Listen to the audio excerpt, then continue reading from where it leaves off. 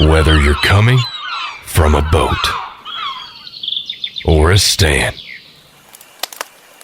welcome back to the lodge with your hosts, Matthew Dredska. Wait, no, that's not what I meant. No, come on, no. Dang. Patrick Mudge. I really don't know what to say that's funny because I'm not a very funny person. True. And Nick Conder. There's a difference between picking and itching. Don't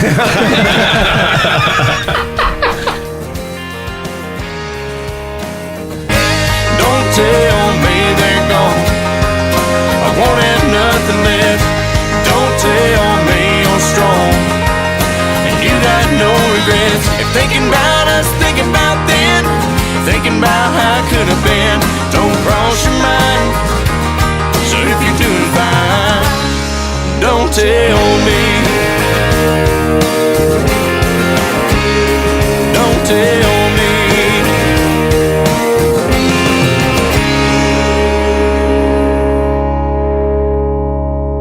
Back to the Lodge is brought to you by Icy Tech USA.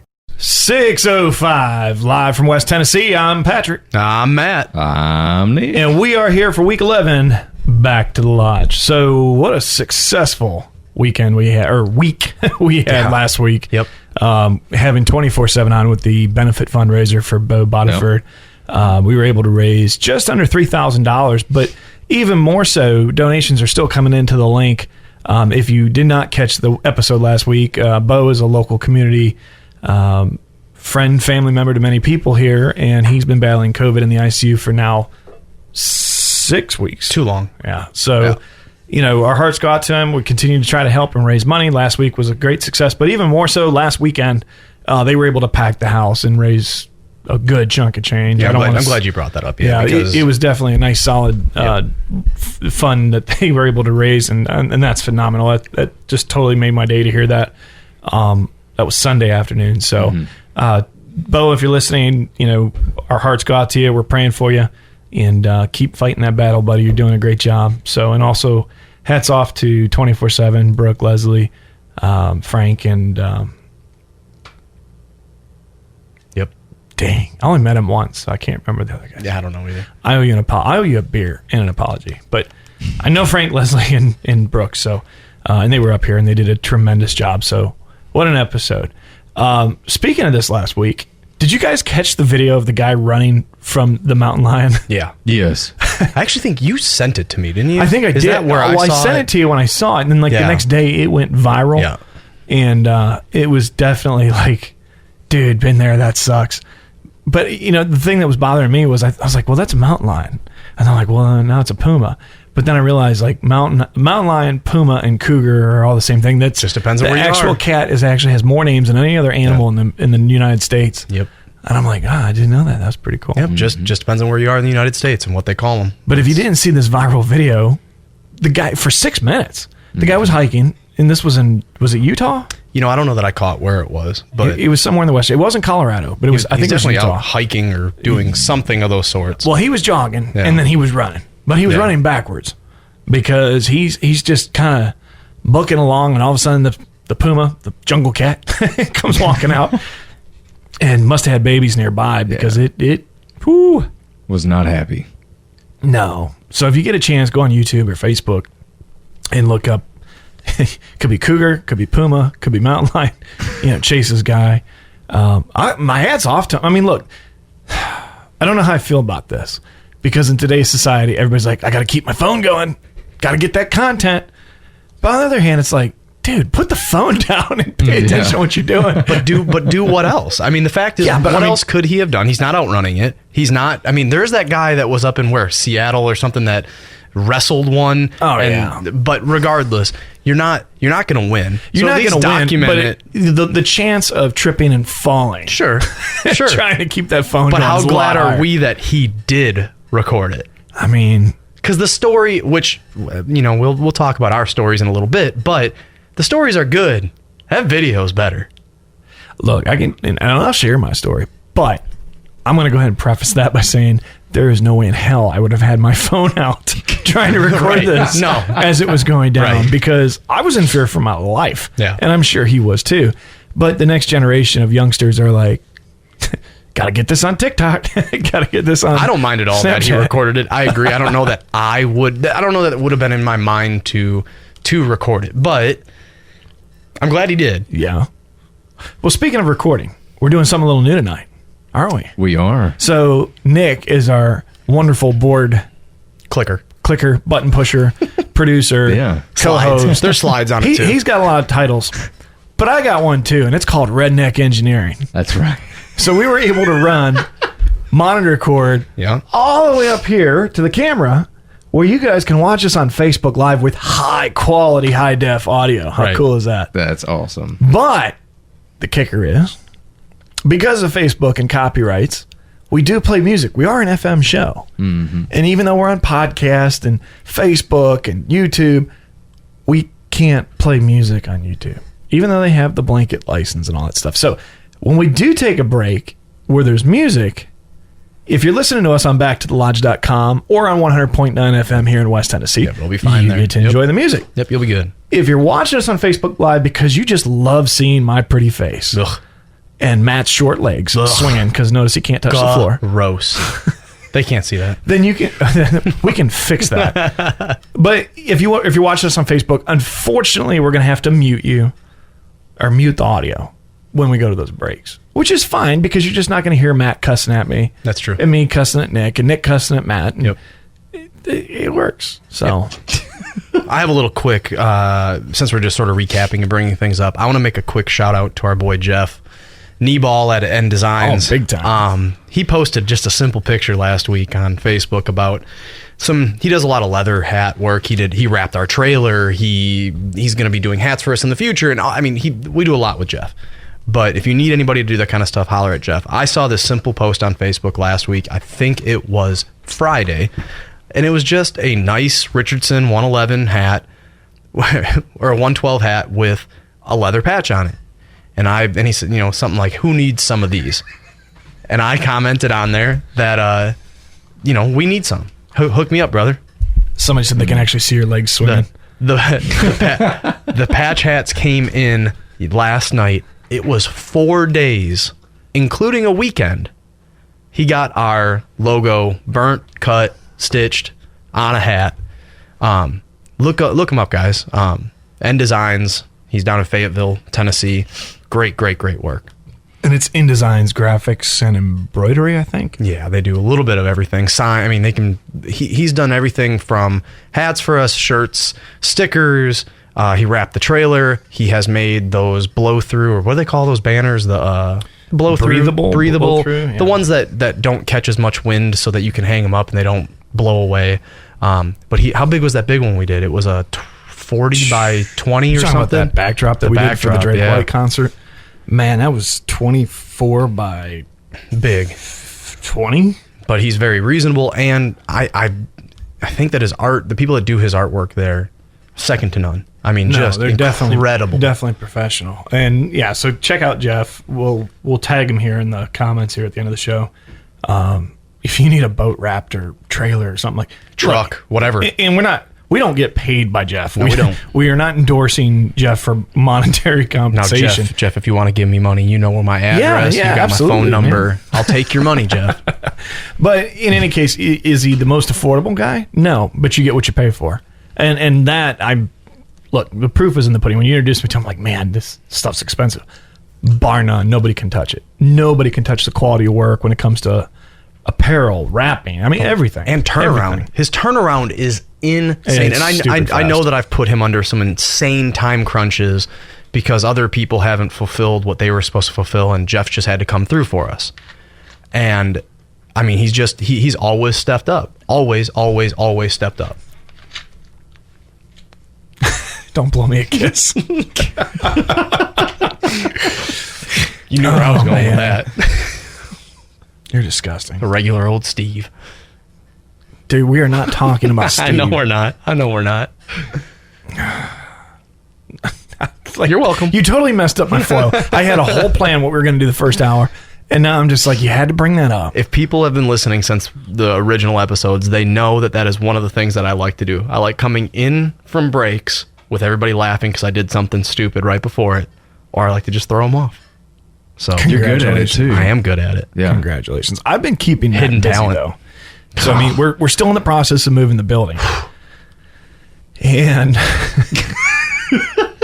Matt doesn't know what day it is half the time. Last week, I did not know it was Thursday.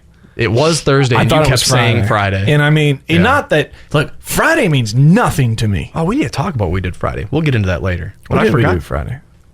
We got together with our boy Chase. Oh, yeah. Yeah. See, you totally messed me up. That was in my plan. We'll get into that. I thought that was Saturday. No, it wasn't. It was Friday. I know. I'm still messed up. But today is Thursday, and I'm just kidding. It's Wednesday. But it has been. It's been long days, just like it has been for the last couple weeks, trying to get this shop put back together. Or not put back together. I mean, actually put together. Put together, yeah. But man, it's coming along nice. It really is. And in adding to that, the new coolers will be available Monday. Yeah. So I know everybody's been waiting for the baby blue, and the baby blue will be here. Now, I don't know how many are going to be left after the pre-order list goes through, but they're coming. Not just those, also the splits. Those divided boxes. The L2Ds. Or L2D2s. I mean, truthfully, look, I want one, and I'm not going to take one just so customers can actually get that product in their hands, because it's really slick, man. You got two coolers in one. Yep. I mean, you can put hot on one side, cold on the other. I was like, man, I really want one of these. That's legit. Yeah, it is, and it's a split lid. So I mean, you just pick it up and go. Oh, yeah. Look, if you're a chum fisherman, or you just want to put your lunch on one side and drinks on the other, like, dude, it's perfect. Right. Perfect. That also comes in a solid lid. But we're not doing those yet. We should start doing those December, January. Yeah. So, but yeah, that's a lot of good stuff coming. Yes, we had a great time Friday. We're going to get to that, but just a quick recap, because we're growing and we're growing. We're working on a new studio. We got lots of things going on. We're still going to be here. We're not going anywhere. But one of the things I want to point out is, if you're listening to the show and you want to follow along with us, if you're listening to the podcast portion of this gets released on Fridays. So go to iTunes or Apple Podcasts. The one that you can do reviews on. Well, I know you can on Apple Podcast. So I also believe you can on a couple others. I'm just not sure. I haven't figured out, but Apple Podcasts, you absolutely can. Was mind blown to find out we had 41 5-star reviews. Yep. And I didn't ask anybody for a review, so I'm like, these aren't even my friends. Right. like even my dad doesn't know how to do that, so I know he can't do it. So I'm like, okay, cool, we're on to something. So yeah, we're one of the fastest growing shows out there.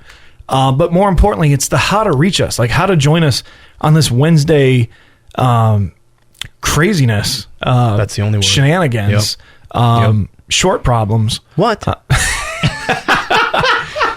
That we do every Wednesday night. I hate you. We know this. But you can catch us on FM 100.9 in West Tennessee. That's pretty much from east of Memphis all the way over to west of Nashville. So we'll call that area. It is what it is. But kind of doesn't reach Kentucky. Doesn't quite reach Kentucky. But it does reach Jackson. Goes south of Jackson. Yep. So you can reach us on there. You can listen to us on your phone at backtothelodge.com. You can join us on Facebook Live, where we will say hi to everybody on Facebook. Who we got in here? We got Chad Taylor, David Dobbs, Colleen Eldridge, Pamela Carter, Kelly. I don't want to say your last name because I don't want to offend you. I'm not good at pronouncing. I don't know. I can't see it. You have my phone. Oh, here, go for it. My phone's being preoccupied. God. This is where everybody sends me nasty texts because I know I'm not going to see them for the next 3 hours. Because the phone's tied up. But you can check us out on backtothelodge.com, Facebook at Back to the Lodge on our page. And listen, if you've been following along and you've been watching our episodes, next week we're going to have a really special giveaway. You're not going to want to miss this one. So if you've been listening for the last 11 episodes, we might do a little trivia. Ooh. And if you're right, you're going to get some free stuff. Free stuff. And not only that, but it's new free stuff. Yep. So nobody else has this. Oh, yeah. You don't even know what it is. Yeah, he does. Really I just told him that they were about to be done. Did you shut that off? No, yeah. He had the monitor on so we could at least monitor social media. Don't worry about me. All right, we're good. We always worry about you. We're good. If we could put you on one of those kid leashes. You could. Well, no, that's too much. I don't know that you want me that close to you that long. Dude, those things are like 20 feet long. Okay. Fine. It's fine. Have fun. He's not his punchy self today. No. Look at that look on it that he's got on his face. It's just like, how. Rumor has it he's been practicing some character voices. No, I haven't. Who told you that? I don't know. He saw a spider at the new warehouse. I swear he sounded like that girl from what the hell was that commercial? Look, it wasn't just a spider. The thing could have carried me off. He sounded like Minnie Mouse going down the hallway. I tried stepping on it and it pushed back up on me. It was a big spider. Big spider. I doubt and it's not just one. We've got a lot of them. Dude, they're big spiders. They got tattoos that say mom. I caught one in the one came out of a cigarette. Yeah, one came out of the bathroom smoking a cigarette. I'm like, okay. Yeah. And they talk back to you. And then one looked at Matt, came out of the studio and like flexed. Yeah. Like, just straight flexed. And Matt goes, no, you don't. And he went to step on it and went right up under the trim piece again. He's like, now what? Dude, we had one in our kitchen last night. I'm talking like my sister come to my bedroom door. She's like, Nick. I was like, what? How's that go again? Is that how your sister sounds? Pretty much. She sounds beautiful. Anyway, I come out the door and dude, I'm talking like the dog was riding on the back of this spider. Like it was gigantic. Matt could probably ride these spiders. I won't. Just for the listeners out there, I am not scared of much in this world. I'll pick up a snake. I'll walk through the woods in the dark. None of that bothers me. It's because it's the same size as you. It's the spiders. Ha, ha. I hate spiders. Luckily, I had enough Hulk strength to tackle this dude. I mean, and destroy him. I'm proud of you, Nick. The only thing I hate worse than look, I don't even mind stepping on a spider. The sudden surprise kind of upsets me. But the thing I hate worse, more than anything, is when you do the reach and squish with your leg. And you lift your boot and it's not there. Yeah, gone. Yeah. That sucks. Or you know, look, some of us wear cowboy boots on a regular basis. It gets that right spot between the heel and the ball. And you miss him. But you don't see where he went. So he's either attached to the bottom of your boot, and what do? You sit down and you look. It's not there. Blood pressure's rising. Dude, I am about to share a story that I am so embarrassed about. So this could be good. I'm excited. Hold that break. Yeah, let's hear this story first. Okay. So I was in college and I was last year. Wow. I haven't been out of college for 2 years now. Matt's only been a few, don't worry. If I went. Anyway, I was in my buddy's truck. We were about to head to town or something, and we were outside of the dorm. And there's like people all outside right there in the area that we were in. Window was down, and I happened to look up at the ceiling, and then there's a, I don't know, maybe dime size spider. I'm like, okay, I'm fixing to get him. So I'm like, I get my thumb ready, and I go up, and I miss him, and I see him fall, and dude, I scream, ah! Like it was so bad. It was so like a dime-sized spider. The window was down, like people was like looking over, and I was like, dude, Alex, just go. The only thing worse than that is when you're driving and they come around your rearview mirror. Or they come up from the dash. Yeah, but I've had one on the rearview mirror that I'm like, what was that move? And you look in your peripheral and there's a wood spider. It's like, I got arachnophobia. Dude, it I have sucks. it. So do I. I have it. No doubt. I don't even mind the spiders. I don't like when they pop out. I don't. And like I said, the squish thing. You say you don't mind them, but you also did not want to enter. Dude, I killed more brown recluses today as we loaded that truck than I ever have. I mean, Will and I probably killed 20 of them. Wolf spiders. No, brown recluses. They love to get between two sheets of cardboard. The ones that are in our new shop, those are not brown recluses. Those would be world record size. The ones in the old kind of like our buddy out front of the station in the bush. Yeah. That's those at the new shop. That's new shop. They're fuzzy. I love a whole lot of things about Tennessee. Boy, all these critters. There's so many of them. I'll still take that over walking the ranch in Texas, though. I mean, maybe we still got timbers here. I mean, these will hurt, but things in Texas will kill you. Remember, I just saw that cottonmouth, or copperhead, last week? I got a picture of that. I thought it was this week. No, it was last week. Last week. Times run together. All right, well, we're going to take a quick break. You can hear the sponsor ads on Facebook, and then I got to mute you. Sorry, guys. But we'll take a quick break, and then when we come back, we'll talk about our Friday shenanigans up at Reelfoot Lake. Stick around. You're listening to Back to the Lodge on 100.9 The Farm. Hey, let's just be honest. No one can ever completely beat a mature whitetail census. But if you play your cards right, you can fool them. Now, for all the work you put in to getting this close, make sure the camo you choose is up to the task.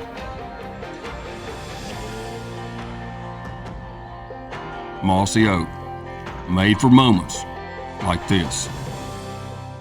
This country was born to believe in something larger than itself, a belief that the citizens within it could accomplish anything, from defeating an empire to sending a man to the moon. We built cities, formed the land, and through this an original spirit was born. It has forged friendships, been celebrated, and at times been the cause of debate. We might not always agree, but there is one thing we can all agree on: love of country and love of a fine bourbon. America Bourbon, vet-owned and made proudly in the USA, available nationwide at most leading retailers and at americabourbon.com. 100.9 The Farm, and we are back to Lodge. Hey, we are reaching out to Facebook land. How's the new audio sound? Leave a comment. Let us know if it's too loud, too quiet. Make sure you turn the volume up on your phone first. But let us know how it sounds, because we can't hear it as well. And we can change it if we need to. Maybe you should just get another phone. Maybe you should have two phones. We already talked about this. It may be happening. Give it time. Just breathe. Getting another? No, I mean, maybe you should have a second phone since you just own mine now. Just for the next couple hours. Yeah, sweet. Speaking of the next couple hours, top of the hour at 7 o'clock. At 7 o'clock. I thought you were saying it is 7 o'clock. I'm like, whoa. Not only do you not know the date. You are so off your game tonight. He doesn't know the time. He doesn't know where he's at. Anyways, top of the hour at 7 o'clock. We're going to have Jimbo Robinson, the Senior Regional Director of Ducks Unlimited, that covers the territory of Tennessee, Missouri, and Alabama, or Mississippi. Don't know. We'll let him tell us. But I know he covers a wide region, and we are proud to support Ducks Unlimited, as we have been doing for the past year and a half. Yeah. So look forward to having Jim up here. Duck season's quickly approaching, and seeing the blinds get set up. Watch the blind get burned down on Friday. Yep. And even got to see one of those in-ground blinds today on the back of a pits flatbed. Yep. Yeah. I saw a pit. Somebody's putting a pit in, probably somewhere in Missouri, be my guess. Yep. Not heading south. No. Well, I mean, it's those big fields. That's who's hunting those pits. Yeah, they were heading south on 22. So, I mean, yeah. No, it was. For sure. You're right. Well, we know they weren't heading north. So right. That's all we do know. Or they were, and the guy just got lost in the construction on Route 22. Very possible there, too. Don't want to rule that out. So anyways, Jim should be up, but I'm going to let Matt, if he can keep it together and remember where he's at, take you back. Well, no, let's not go there. You want to talk about you getting chased by something. All right, I'm going to set the scene. Since we were talking about the puma. I'm going to try to paint this pretty picture with my words for your ears. All right? Oh, man. Keep it G-rated. So imagine me, two buddies. We're in the, how do I explain it? Sort of like a... The other side of the rainbow. Yeah, something. God. You want to tell my story? You did it to me. Fair is fair. We're in like it's a state park back up in Wisconsin. Like, it looks like a state park. It's wooded, paths, that type of stuff. And we're walking along, hear something behind us. We're near a little pond. Beautiful outside. Gorgeous. Me and a couple buddies. Something comes behind us, and we take off. I mean, take off. And this thing takes off. I don't know if I'm painting the picture yet. What do you think it was? Are you in front of it or behind it? No, it's behind me for sure. I'm running, and it's flying. It's going. What was it? It's probably you, a bunny rabbit. Nope. All right. So it's one of these animals that, unless if you've been near one or know anything about them, you have always seen them portrayed as a super calm and nice and friendly animal. Oh, raccoon? Nope. Squirrel? Nope. I said a couple hints in there. I was still visualizing your little legs running. I was running, and it was what? Possum. What did I say? It was flying. Oh, it was flying. It was a swan. Oh, those are so nasty. And it got me. Those are evil. It for sure got me. Dude, those are some of the nastiest, meanest birds ever. But do you know what I mean? How they're always portrayed as a very, peaceful and serene. No, they chase everybody. But they are awful animals. Even when there's no eggs around. I've heard they taste pretty good. I've never had one. There are swan season in some states. But I've heard that they're great. This one was not. Who was it? What'd they say? Give me my phone. Is it bad? Somebody said, "Oh no, not Cheeseland, Wisconsin." He was being chased by Chester Cheeto. The Cheeto. Not a story for air. Which one are we talking about? What's literally me hanging out with Chester Cheeto. This is not going on air. Oh, okay. We'll save that for podcast. This is not going on air. That's the premium edition that you paid for. For sure not going on air. All right, well, This is what? This is your story. Yeah, in fact, I posted a picture today, like one of those, what do you call them, Facebook memories, timelines. It was like about you on a tractor or something like that, or I was on a track steer. Same year. And man, these were some good days of my life. I was hunting with a very close family, beautiful farm in southern Ohio. We went every fall, and they were like second family to me. Well, I was hunting in this stand that was probably, call it a half mile from the cabin, maybe 3/4 of a mile. And they had a trail cut out on the hilltop. We won't call it the hilltop, like a ridge on the edge of the hilltop. So there's land above you, land below you. And it's dark. Because of this exact reason, I will not stay out too late past dark. I used to sit there and go, well, I'm just going to sit here until I can't see anything, and then I'll get down. Well, when you're bow hunting, you start to realize there's a certain point where you're just not going to see anything because your eyes have to adjust for nearsighted and farsighted. Look, I get it. I'll hold your hand out of the woods next time. I got you, bud. Yeah, they would have ate your butt alive. So anyways, I'm walking out, and I had always got my backpack, and I had my bow. And I was holding my bow, actually. I don't have a device to hook it to. I know we've seen stuff. But I'm just carrying my compound out. And all of a sudden I hear the brush behind me, into the side of me, rustling. Fast. And I'm like, what the hell was that? So I'm trying to be quiet, because I don't want to startle it, So I start walking a little more. And I'm like, I can see a little bit with the moonlight, but I think it's time to grab my flashlight. So I turn my flashlight on, and I keep walking. And now there's rustling 20 feet up the trail to both sides, and maybe 10 feet behind me on both sides. And I'm like, did I kick up some deer? Like, what did I do? My heart's racing a little bit, because I don't know what it is. And kind of like spiders, if I can't see them, they're not cool yet. All of a sudden, poof, poof, from both sides, one from each side, 2 coyotes in front of me, snarling. Right behind me, 2 more coyotes pop out. They packed up on me. I'm like, oh crap. So I'm like, this is not good. And like every Hollywood movie where they do the little standoff and snarl their teeth at you, it's exactly how it went down.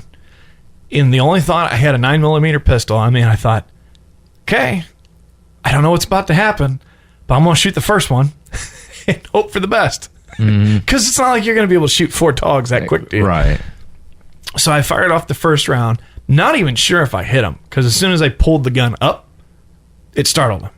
And I fired the first round, all 4 of them just scattered. I ran faster than Matt probably ran back to the cabin. I'm sure I had to change my drawers. My heart never, well, I won't say never beat that hard in my life, because it did a year later, but that sucked. Like, you don't think about this kind of stuff, man, but people go, oh yeah, hunting, it's, inhumane, and it. Dude, I almost got killed just walking from the tree stand back. And trust me, I think if there would have been more than 4 of them, they probably would have taken a chance on me. They were hungry. But that was my, I won't call it getting chased story, because it wasn't a chase, but that was my animal standoff. That sucked. But I understand you've got a really good one. I got a really good one. Yeah, sure. It's not much different than Matt's, but so I went turkey hunting with my buddy. He had some land in Paris and France, man, that's a long way to go. I know, right? Yeah, turkeys out there. Do they? I don't know. Some type, I don't know. Yeah, they've got. I would imagine they have to have something. I've been to Paris. I mean, they eat turkey. On the outside of it, there's trees and there's, country. I imagine there's something. They have turkeys. Yeah. But we're in like this little. It's kind of like a tent looking thing, but like. It's called a blind. Kinda. Kinda. It's not even a blind, but I don't know. It's almost like a. Sorry, buddy. I can't even really describe it. But anyway, okay. So we're out there. We're turkey hunting. He's got his little call, his hand call, whatever. They do things different in France. Yeah. And what's the French word for blind? That's what he was in. Sure. Don't know. Les blind. Yeah, les blind. So we're sitting there. We're doing our calls, and it probably wasn't maybe 40 minutes. We hear some leaves crackling behind us. So we look at each other, we're like, what could that be? So we poke our heads out, and here's this turkey. I think it's a Jake. Mm-hmm. And as soon as we poke our heads out, he gets furious. Bad. And when I furious is almost an understatement. I don't know if I had no idea a turkey could outrun me. Really didn't know. Uh-huh. A turkey can outrun me. Well, speed, endurance, everything. So what happened? So I'll tell you what happened. We ran. He got me in the butt a couple of times. Keep it G-rated. I know. But the weirdest thing happened is that whenever I slowed down, he slowed down. Mm-hmm. Not really trying to. He was just harm trying to me anymore. Intimidate you. Right. But here's where it gets not so G-rated anymore. Well, be careful. I know. So when we slow down, he's not mad at us anymore. It's more of a, he may think that we are female. I wouldn't be surprised. So he's trying to maybe do the dirty, or at least try it, Could have been. Yeah, we got our distance, and we put him down. I thought you were gonna say you're running from a turkey. Well, we were, but then he tried to. Yeah. We'll have to save that for podcast too, dude. That's just not right. Not right at all. Somebody said, sounds like you've been to the Moulin Rouge. Sounds like Nick may have been in the red light district with the turkey. I don't know. More like he took us there. Tell me something. I don't know why I'm suspecting this. Maybe just because of your voice manipulation that you're so talented at doing. Oh, God, what? But do you use a call or do you just cluck? Do what? When you go turkey hunting. I use one. Okay, so you use a call. What do you use? The handheld one. Not the, Like- dude. like a I am slate? not good at the mouthpiece at all. Oh, really? God, no. I figured you could do it without. No. I figured you'd be doing that on your own. No, not at all. I'm just surprised. I really am surprised. Yeah. So if you're watching on Facebook, you'll see that Matt has left the studio, and now Matt is re-entering the studio because Mr. Jimbo Robinson is here in-house. So he'll be joining us here. We'll be doing an interview with him, but as he gets plugged in and wired in, we'll get him all set. But like I said, if you listen to us on Facebook Live, unfortunately, due to copyright, we have to mute the music. But if you want to hear the cool music we play, and trust me, there's some thought process that gets put into our music. Mostly it's Nick. But if you like the song American Sun, that was my choice. It was. It was definitely your choice. That's our new friend, Scooter Brown Band from Nashville, who was actually brought to our attention by Derek Sisson at American Bourbon. So see how that thing works full circle. Yeah. Matt, you walked out of the studio at the worst possible moment. I heard it. Oh, you did? Yeah, I heard all of it. The radio's still going on downstairs. Yeah. So Nick's not G-rated story where the turkey took advantage of him. Yeah, I know. I don't want to. There's a lot of things I want to say, and we're just gonna have to hold it for podcast.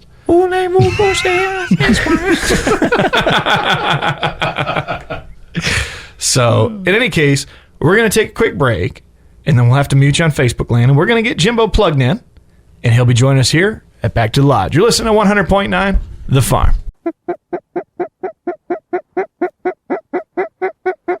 Get up. Woo! Look at there. This moment was brought to you by Higdon Outdoors, a leader in the waterfowl industry for over 25 years. Check us out at higdonoutdoors.com.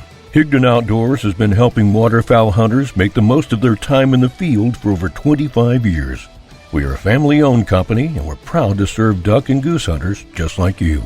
We make high-quality, innovative decoys and hunting products that you can afford, helping you focus on what's really important. Check us out at higdonoutdoors.com. Innovation, quality, customer service. That's Higdon Outdoors. Get real. Get Higdon. Usually right about now, we'd be playing some music, but due to restrictions and copyrights, we can't allow music to play. So if you'd like to hear music in between breaks, tune in every Wednesday evening from 6 to 9 p.m. Central and hear us live at backtothelodge.com. Click the Listen Now button and you'll be back to the lodge. IC Tech now has tumblers and apparel. Check out ictech.com or visit the Hardware House in Huntingdon, Bennett's Hardware of McKenzie, or Rev Power Sports in Jackson to find all your IC Tech coolers and accessories. IC Tech, the classic roto-molded cooler that started an entire industry. 100% veteran owned and operated. IC Tech USA. 100.9 The Farm, and we are back to the lodge. Hey, we're going to be getting ready. At 7 o'clock, we're going to have Jimbo Robinson, the regional senior director from Ducks Unlimited, who's covering, we are standing corrected now, West Tennessee and southeastern Missouri. That's it. Correct? So check it out. Jimbo's going to be dropping some serious knowledge bombs here at 7 o'clock. If you want to understand more about Ducks Unlimited and what all they have to offer and what all's going on, because there's a lot of cool things coming on, go to Facebook. Go watch us live. We have to mute the music, and that's okay. But go to Facebook and do me a favor and share the live video to your pages. So go ahead and hit share, create a watch party, whatever you want to do. We want to get the word out here because there's a lot of good things going on. There's a lot of things that you can become a member in. Truthfully, a lot of things you can win at these benefits. Absolutely. And they're pretty cool things. We're going to be talking about that here in a second. So stick around. Don't change the channel and go to Facebook Live and share the video. You're listening to Back to Lodge on 100.9 The Farm. Hey, let's just be honest. No one can ever completely beat a mature whitetail census. But if you play your cards right, you can fool them. Now, for all the work you put in to getting this close, make sure the camo you choose is up to the task.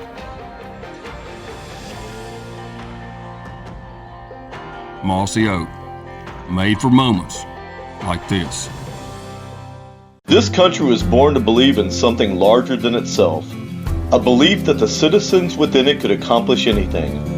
From defeating an empire to sending a man to the moon. We built cities, formed the land, and through this an original spirit was born. It has forged friendships, been celebrated, and at times been the cause of debate. We might not always agree, but there is one thing we can all agree on: love of country and love of a fine bourbon. America Bourbon, vet-owned and made proudly in the USA, available nationwide at most leading retailers and at americabourbon.com. 100.9 The Farm, and we are back to Lodge live in studio. With us tonight, Jimbo Robinson, Senior Regional Director of Ducks Unlimited. Jimbo, how you doing, buddy? I'm doing awesome. We are grateful to have you come up here tonight. I know you had a little bit of a drive coming in, but you're kind of used to driving by now, aren't you? Absolutely. It's what we do every day right now, meeting with volunteers across the state. So driving up here was nothing, and we call it windshield time, and you get a lot of time to reflect. Absolutely, and you get a lot of time to listen to the show. Absolutely. So, okay, all things being equal, a lot of people know, we've been promoting the show for the last few days now, and they understand, okay, we got Jimbo from Ducks Unlimited. People have heard of Ducks Unlimited. Some people have heard of Jimbo. Tell us about Ducks Unlimited. For those sitting at home listening right now, what is Ducks Unlimited? What do they do? Ducks Unlimited is a conservation organization that was started in 1937 during the Dust Bowl, basically, by a group of really duck hunters that wanted to see the duck population come back. And these guys got together, and Unlimited Ducks was the original name. And so it got changed, and ever since then, DU's been working since 1937 to conserve, restore, and preserve wetlands for waterfowl habitat that also help deer, every other population in North America, but they also help recreation, clean water and flood damage, a lot of things that those wetlands down in Louisiana. I mean, look at some of the storms that we've had, the hurricanes. A wetland is like a sponge; it absorbs a lot of that water and really helps. So DU does more than just for the waterfowl hunter and for the hunters in general. It also helps other people. Sure. Now, with everything, growing over those years, how has COVID-19 affected the way Ducks Unlimited operates? Well, we talk about the day, March 14th, the day that we all got the email from Adam Putnam, our CEO, that said no more events. And when they tell a group of regional directors and a group of people that base what we do and everything we do it for is raising money. And that ended that day. And the Ducks Unlimited knows how to weather storms. We've weathered 2008. We've weathered the Farm Bill. We've weathered a lot of things that maybe didn't go our way. And the guys got together. People instantly started raising money in non-traditional ways. You guys have been a part of two of them. Virtual events. We hosted one at Higdon. You guys were a major player in that one. And everybody did the same thing. So we canceled on that day. The numbers, it depends on how you look at them, $17 million in fundraising. And some of the higher up guys and a bunch of the regional directors got together and said, we all want to go to an online auction platform, basically. Sure. And with a company in Utah, it's pretty amazing. We look back on it now, but with the help of a banking FNBO, which is underwrite the first 4 weeks of our online auctions.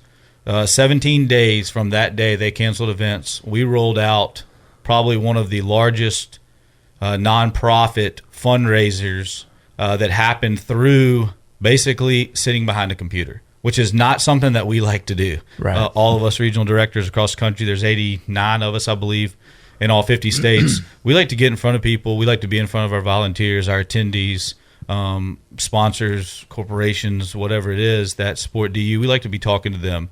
And so with this online auction, the expectations, I've heard of a couple different numbers. Nobody will probably ever say, but those online auctions were expected to probably raise in the ballpark of $800,000. So there were 42 or 44, I can't remember the exact number, but of online auctions. So each state had one, and then a couple states did, 2 states did one auction. One regional director did the auction. And when they rolled out I think the brand, the Duckhead brand, showed its true colors after that first week, because our supporters came out and supported DU like I've never seen before. I mean, in that first week, the views on individual state auctions, like our Tennessee auction, which goes back out to members. I think we sent it out to 17,000 members in the state of Tennessee. our views were up in the 2,000, 3,000, 4,000 range just on the auction. So they clicked through whatever platform they came through, went to the auction, and I think our first auction raised $24,000. And across the state, the first auction, like in Texas, where we have, I think theirs go to 80,000 members. Their first auction did 60-something thousand. Wow. And then it gained traction in week 2. And then in week 3, and we were just using the DU merchandise during those times. So fast forward to after this first 4-week auction, we had raised over $3 million, which is pretty incredible. So we're still in the heart. People don't know. Like, it seems like that was 2 years ago. I mean, it's kind of funny. That was, 4 or 5 months ago? Right. So, we're in the heart of it, and nobody knows. You're like, what I was doing the next week, nobody knew. I didn't know. What's next week bring? Is it going to be more restrictions? What's going to happen? Sure. Mm-hmm. So at that time, we reached out to companies like IC Tech, Higdon, guys that have been great to DU in Tennessee, and said, hey, let's partner, and let's take this to the next level, and let's go virtual. Zoom, man, I wish I would have bought some kind of stock in Zoom before all. I mean, a year I've been on 3 Zoom calls a day already. I mean, it's unbelievable. Right. And you got to give credit to a company like Zoom. Like, when this started, they probably had a platform, but they had to take that platform to a scale that nobody knew. And fast. Yeah. People had hiccups on Zoom. Like, I've heard some hilarious Zoom stories about some Zoom bombs and stuff like that. But like, I know our boss, and he's been on this. We'll talk about this in a second. But our boss ended up on a Zoom in Australia. Like, he clocked in, and they were like, sir, and he was like, I don't think I'm on the right Zoom. I mean, some country guy from Pangburn, Arkansas jumps onto a high level, but I mean, Zoom took it to a next level. So, and DU adapted, and we did our first virtual event, which was a disaster on my end. On the money we raised, it was incredible, the support. But from a guy that stands in front of a crowd and does everything on pen and paper to do everything from behind a computer with cameras and all that other stuff, I was lost. And but it was received so well by our supporters, and we carried that on all the way through.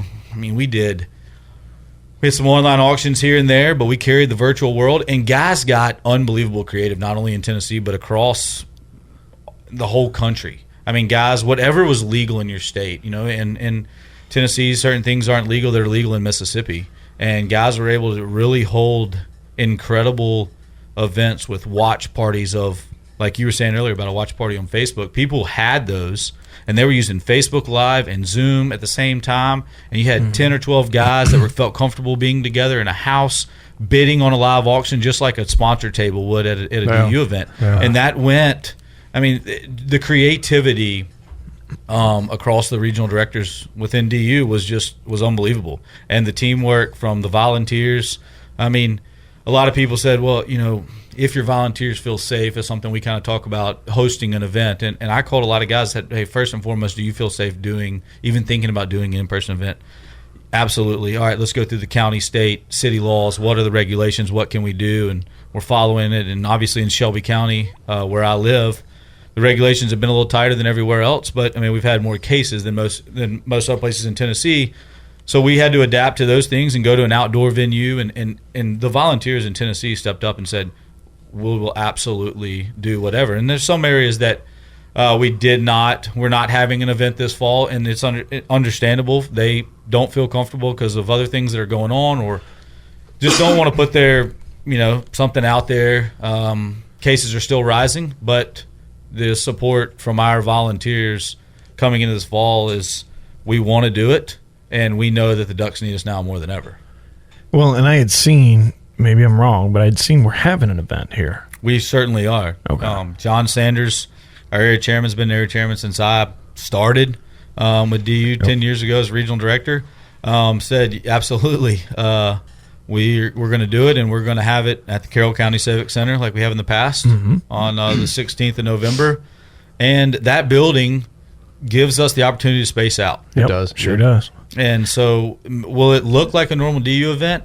It'll feel like a normal DU event. It may not look like a normal DU event. You probably won't be able to throw, napkins at people or throw your goose bands when you lose at people sitting next to We you. still do that. Y'all can absolutely do it. I know that. But for people sitting at home, before we get too far ahead, if they've never been to a DU event, and when we say DU, referring to Ducks Unlimited, but for those who've never been to an event, explain what that means, because a lot of people don't understand. If you buy a ticket to that event, you get membership. Absolutely. And then what happens?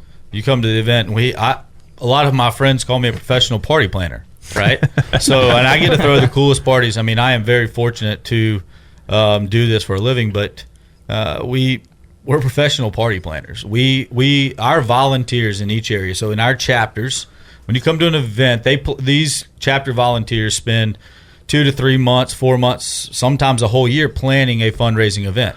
And when they set a date, everybody's coming out. These guys work 8, 12, 15 hours setting this venue up. You guys know all about that. Probably work harder for your 4th of July deal, but y'all know the big parties, big events. But it's a little party. Walk into a normal DU event, and with your membership, it includes a meal, catered meal, and I mean the best caterer, probably one of the best caterers in Tennessee, is housed in Huntington and Mallards, and so have a great meal. We normally have a happy hour, is what we call it, social hour, where people can buy into different drawings and purchase a bag, and you get into different tier stuff and to win great prizes. And then after that, my favorite part of the night is kind of when everybody settles down, you get an opportunity to recognize volunteers, sponsors, all of those, and roll into the live auction. And that's probably one of the things that... Well, that's not my favorite part. Why? You raise your hand too much? No, my favorite part is when you're going to win the 6.5. Yes, I do. But when you're giving away, the 6.5 Creedmoor, the shotguns, the limited edition pistols, and let's not forget decoys from Higdon or coolers or... I'm sorry. I spent power too calls much money. did you get last year? I had 3 at one point. Well, I was selling them as I was winning them, but I had 3 that came home. I think I bought 6. Well, then you would have won it outright, probably. No, but they were in different ones because we went to the Henry County one. He didn't put them all in the same one. Those are the guys I have to write thank you notes to at the end of the year and go, thank you for supporting our Ducks Unlimited events. I think I bought 2 at the Henry County one, and I know I bought 4. Yeah. Because I was one of the last 2 to be drawn. That's one of to me. It's actually your fault because no, it wasn't your fault. It was. It wasn't my fault. It was Chad Taylor. Yeah, Chad Taylor was making one of us draw out to see. Oh yeah, if you drew your own name, you're out. So I drew my own name. So. That's one of the coolest things about DU. You hit on something a second ago. Winning these prizes. The slogan that my boss or my boss's boss uses all the time is "Build your own cheeseburger." Right. So everybody makes their cheeseburger totally different. I guarantee you none of us have the same likes and lettuce, tomato, mayonnaise, whatever it is. And so each chapter gets to do the same thing. So one of the things is Icy Tech housed in Huntington. Well, what do we have at a Huntington event? We have Icy Tech coolers. Yep. And that's spreading throughout our committees because they want to support a business that supports us locally. And DU gives us the opportunities within each chapter to do whatever these guys want to do on their local fundraising level.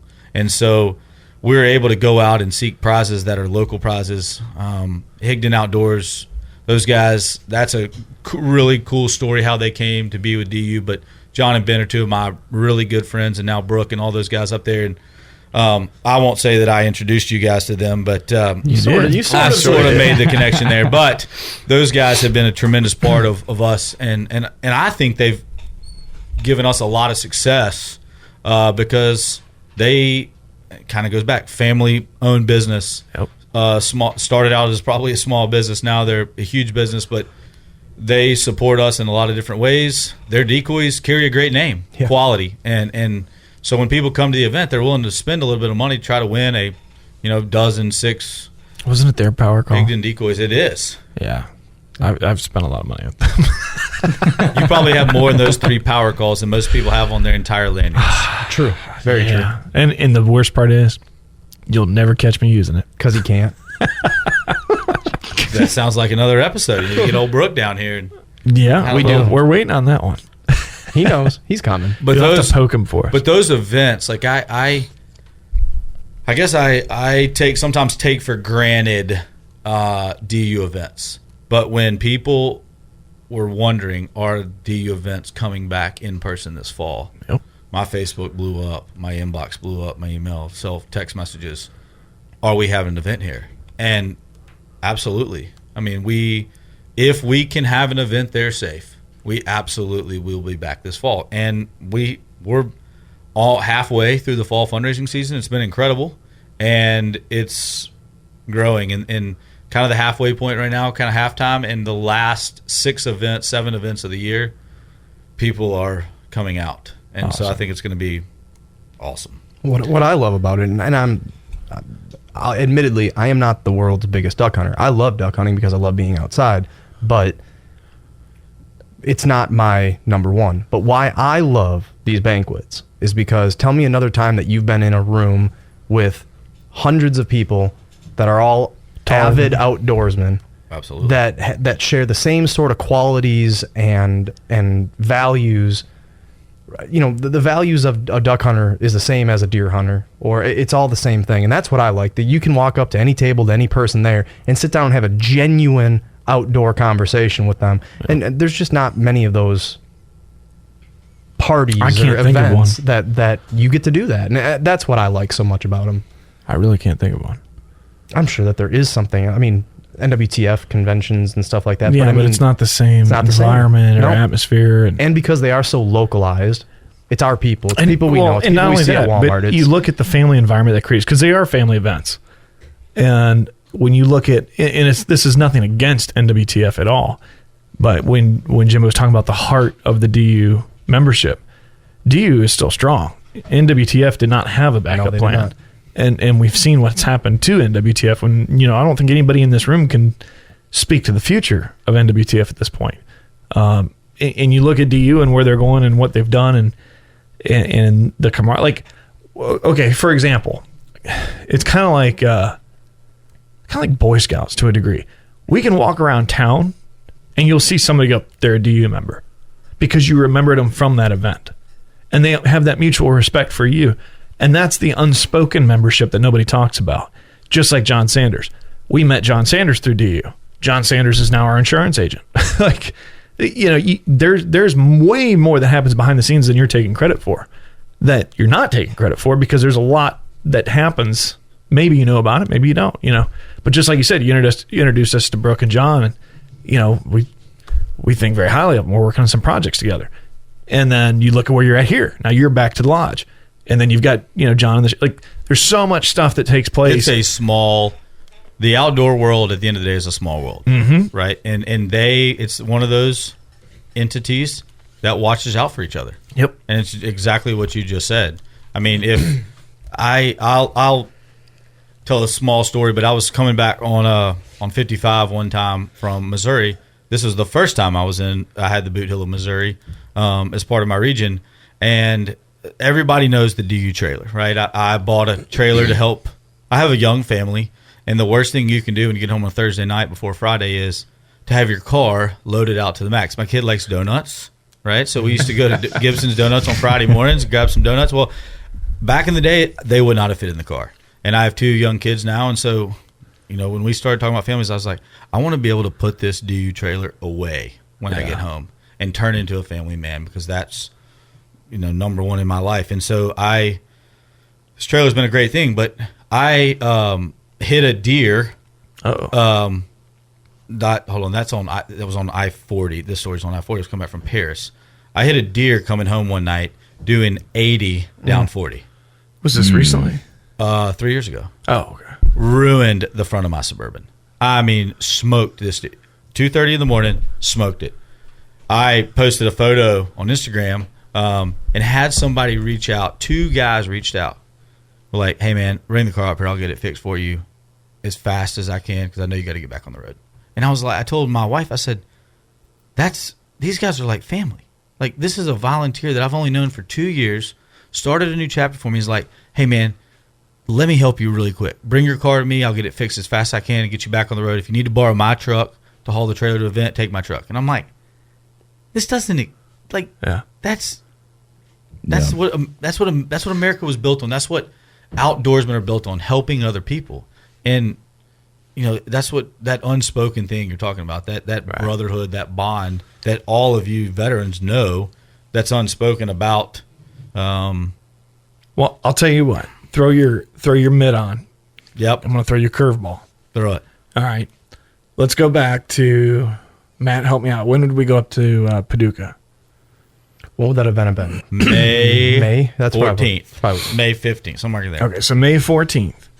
The conversation of having us up there, Right. led to the relationship with Higdon Outdoors, which led to us taking a card from their playbook under John's guidance, under marketing and media production. That led us to Mossy Oak with Moose Media in discussions that turned over to Moab over at Higdon, which got put on hold filming due to COVID, which in turn created the show Back to the Lodge. So it was actually you that started the show. Yeah, the butterfly effect of all of it. Yeah, I would say that. Well, I guess my mic just hit the floor. Or actually, Patrick's did. About a mic drop. I don't even know what so to that's say. why this is a good example to throw that curveball at you. Right. This show started because of introductions you made indirectly that resulted in this. Which, would have never happened without me being working for DU and building these relationships. Thank right? you. Oh, yeah. Thank you. The guy sitting behind all the screens is thanking me. That doesn't happen. But, I mean. He hasn't been picked on yet tonight. So. I think y'all started earlier tonight before I got here. I was listening to. I thought y'all were picking on somebody. Man, it was Matt. We're always picking on Matt. His feet don't touch the floor. So I was just thinking, mine don't either. One of y'all 6'6", and somebody y'all talking about earlier is 6'2". I mean, if you're looking on Facebook Live, you look huge next to Matt. Yes. Congratulations. So does my 7-year-old. But speaking of which, I'm going to go back to a quick reminder. If you're watching us or listen to us on 100.9 FM or on backtolodge.com in the live link, you can also go to Facebook. Find us on Back to the Lodge on Facebook, and we are live streaming video and audio except for the music. But go ahead and throw up some blue thumbs or red hearts and share the video. Let us know you're watching. And also, to let us know how the audio sounds, because we are playing with some new audio tonight. So far from Matt's phone, it sounds great. There's some blue thumbs. So far, everything sounds great, but give us some feedback on how it sounds on your end, because we're throwing out curveballs, and that's kind of what we're doing tonight. And we're gonna show Jimbo that he created this mess. So if you hate the show, blame Jimbo. Absolutely. If you love the show, thank me. Yes.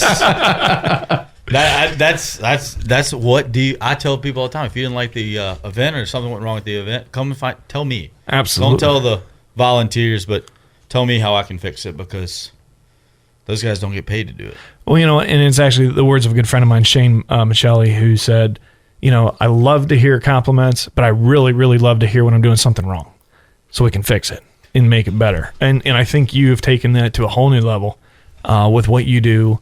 And the events are fun. Don't get me wrong. They're great, and I love them. I look forward to it. I've spent way too much money. I'm probably going to have to give my wallet to somebody else, and it's not going to be Matt. No, it's going to be me. But so you tell me what I should bid on. Yes. We'll go in together. The wink of the eye. Yeah. But it's honestly to everything that happens outside of that event that leads to a lot of great things. Absolutely. So in a few minutes, we're going to take a quick break. And then when we come back, we're going to put you in the hot seat because you are our guest on the show. But real quick, if somebody was interested in becoming a DU member, what is the easiest way to do that? Now remember, we're broadcasting truthfully globally. But for people here in the continental U.S., how can they join Ducks Unlimited, especially if they're local here to West Tennessee? In West Tennessee, it's pretty easy. Call my cell phone, text me. I mean, honestly, because what's that phone number? We'll put it on Facebook so people can see it. It's pretty far. It's out there all over the place. But you can go to Tennessee Ducks Unlimited Facebook and send us a message, our Facebook page, or you can call or text my cell phone. It's email on the Tennessee Facebook page comes to me, and I think my phone number's on our Facebook page too. What's the email of the website we can put on live? TennesseeDucks.org, TennesseeDU.org, TennesseeDU.org. So we'll put that on the Facebook comments and link. And if they go to that, that's our events page. But on the events page, contact the organizer. But you can go to our Tennessee Facebook page and click the email, send us a message through there. My cell phone number's on there. My cell phone number's on our website. it's pretty easy to get in touch with. And Jimbo Robinson's not a name that you see every single day. I mean, I think I made Jimbo Fisher famous. Actually, he made me feel more comfortable. But I respond to a lot of volunteers and plug them out. When I get a message or a volunteer, we just got a really cool one from Tipton County, a new chapter. I'm meeting with those guys next week. Really excited about them. But the guy that called me, he said, look, we used to be volunteers and run a chapter here for another organization, and things didn't work out for us. And you were the first one we reached out to a couple different groups. We always wanted to do chapter here, and you reached out back to us. And they went through the corporate world. They went through our headquarters and sent an email in there, and it got sent to me, and I called him and actually emailed his wife. I kind of thought about that. The email was definitely a girl's email. And I was like, okay, well, all excited. This would be awesome, And then the phone call came from the husband. I was like, even better. So, but they're a husband-wife team, which we don't have a lot of. We have one other one or two other ones, but it's really exciting when you get a husband and a wife that are diehard waterfowl hunters and the kids.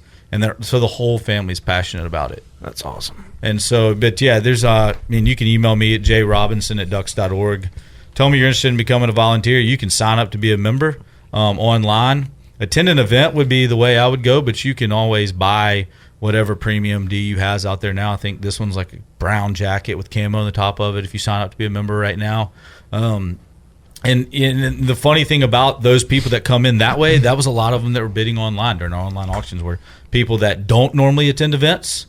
And then obviously there were a bunch that do, but those guys that buy their membership every year through the membership premium that DU sends out.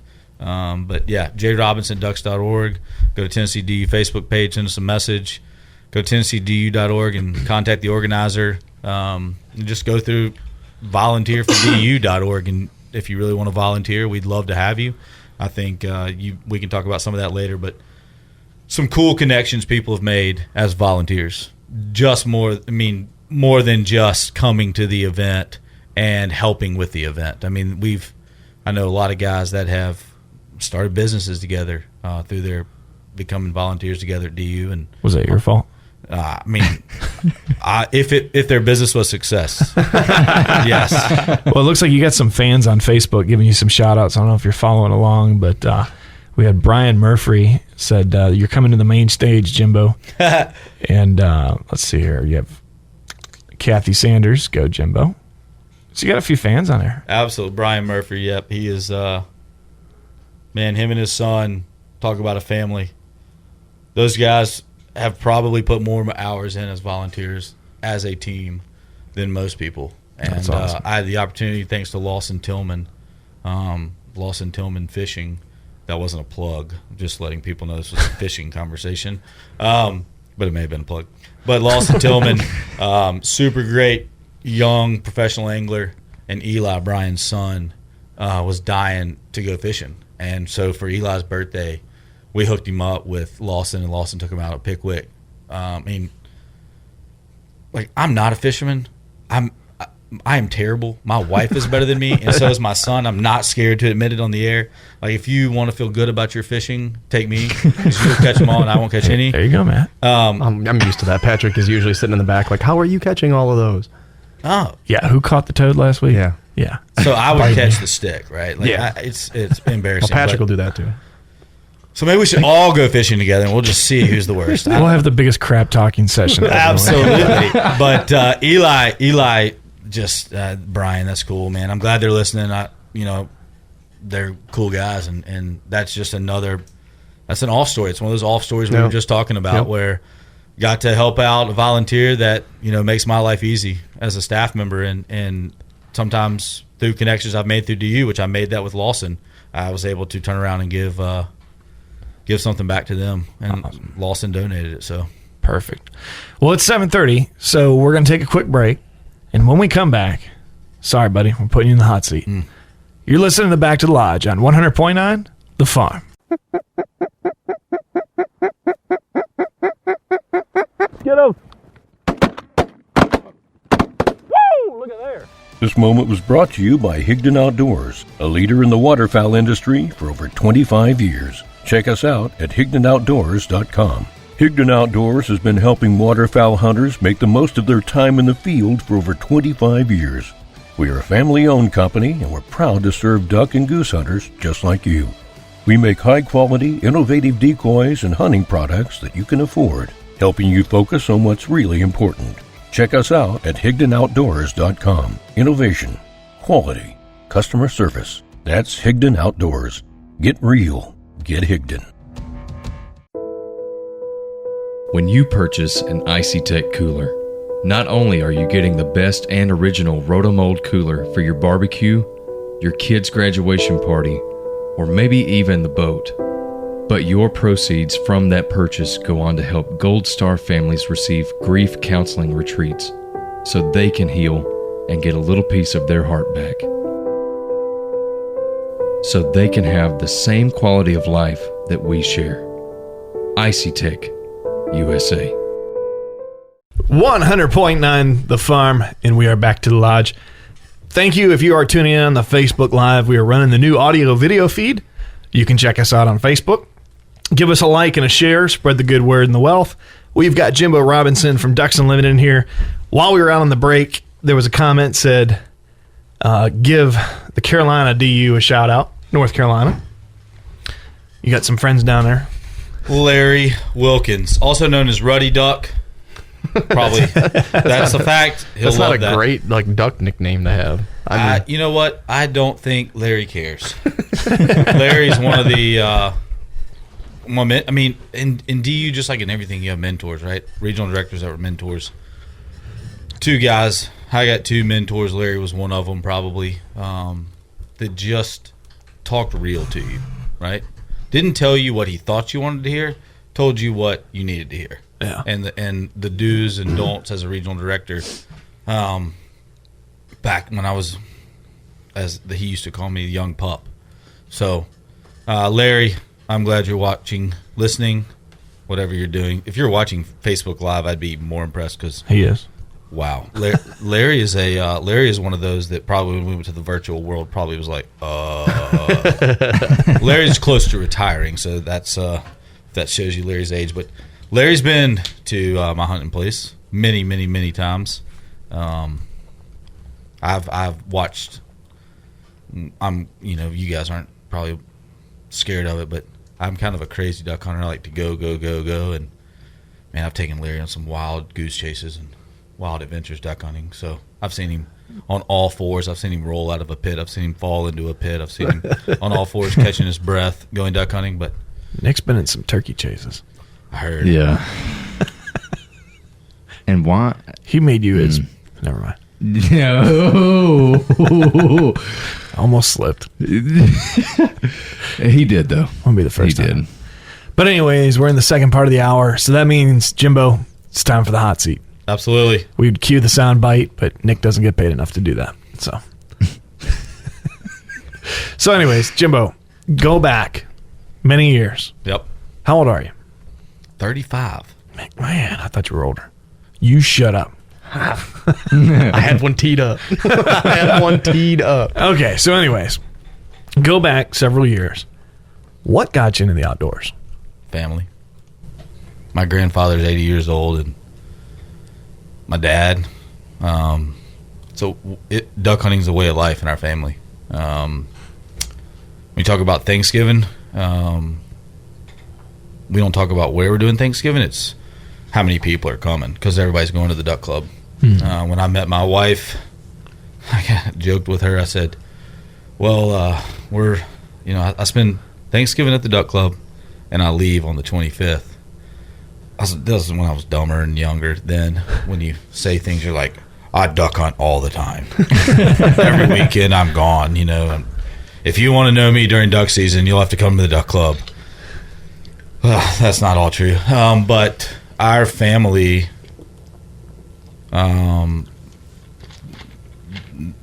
that's what I guess not bonds us, but that's a family tie. It's a pretty strong value. 4 generations of duck hunting to this day, and during duck season you can find 3 generations if I'm there without my son, 4 generations if my son's there, duck hunting together. Wow, that's cool. In our duck club is my grandfather, my dad, my brother, my younger, older brother, as I like to say, and then my youngest brother, Jack, and then my Uncle Will and his 2 boys, and I don't know if I've said them all, but it's a lot of family, and it's all family, and then we have one group of guys in the duck club that are like family. We call them the Burdettis, and, I mean, they might as well be family. We've taught what was passed to me, I've passed to them. They're probably the same age difference between me and my Uncle Will and my dad as I am to them. And so hunting in our family is just a way of life. Duck hunting is a way of life. My grandfather thinks about it 365 days a year. That's no elaboration, no lie. When my phone rings nowadays, my wife laughs and says, I bet it's Dubba. I mean, he calls me to discuss anything from what are we going to do this season to, what's the prep work we got to do to get ready for this year, and what are you hearing through some of your contacts about duck season. I mean, it's what he does. So to turn that into a job, right,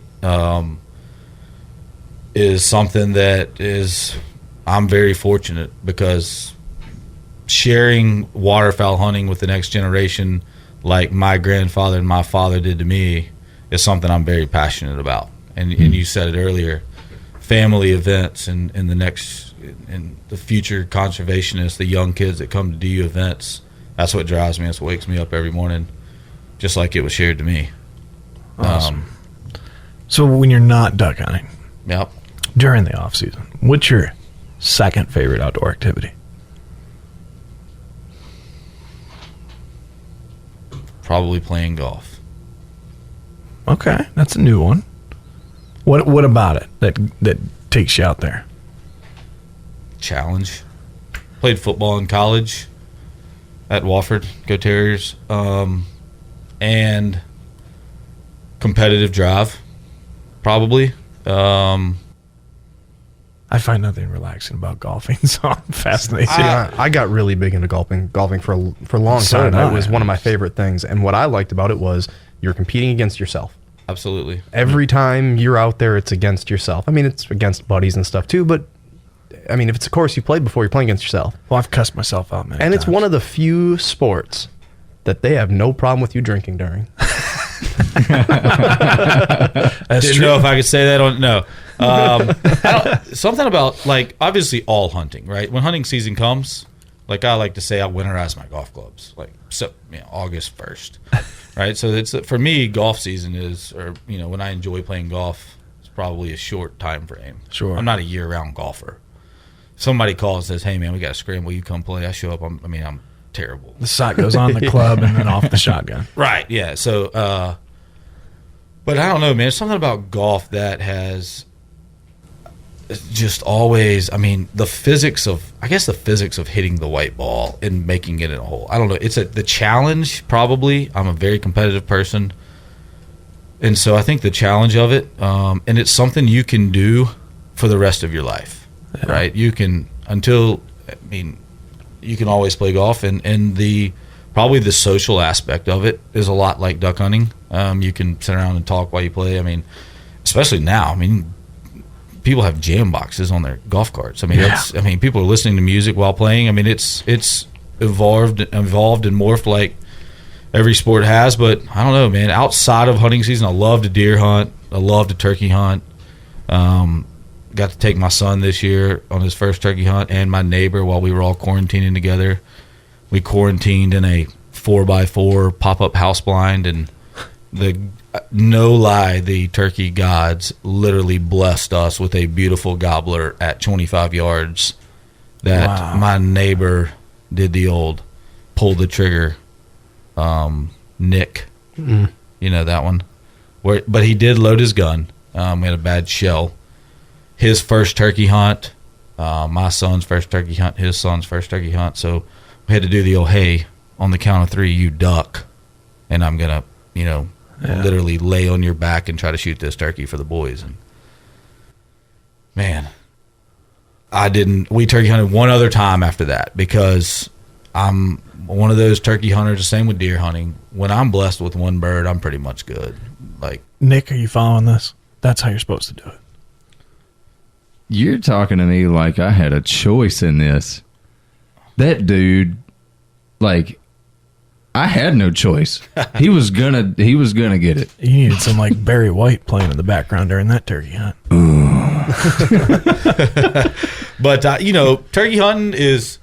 We have a small farm in Brownsville that we turkey hunt, 158 acres, and I'll let a couple guys go out there and hunt. So this year we killed one like second week of the season, and I went back one other time because my son was dying to go back. He wanted to sit on a tree, didn't want to sit in the blind. Nice. Which was that whole turkey hunt. That could be. I could talk about that for 2 hours because we went marching through those woods, sounded like a bunch of elephants coming down. And we had every snack and fruit snacks and Nico cookies. I mean, I probably mispronounced that. Somebody's probably going to say that's not how you say it, but they, the snacks and the water bottles, and I think somebody may have even used the bathroom in a water bottle in there because I wouldn't let anybody out of the blind. But I mean, it's just the whole thing. And the boys yelling, "Can't stop the flop," which was a joke we heard on a. They wanted to watch a turkey DVD, and I could only find one from years ago. I think I have the same one. On the way up there, and the guy said it, and the boys thought it was the funniest thing. And so just the whole family, right? So that takes us back to the original question: what got me into it? Family. Somebody taking me, and the boys still talk about that. I mean, Tripp still talks about turkey. So I've taken him deer hunting once this year in the same ground blind, and we didn't see anything. So now he's like, "Dad, I think turkey hunting's more fun." I'm like, yeah. You gotta switch them to Nutter Butters. They like those better.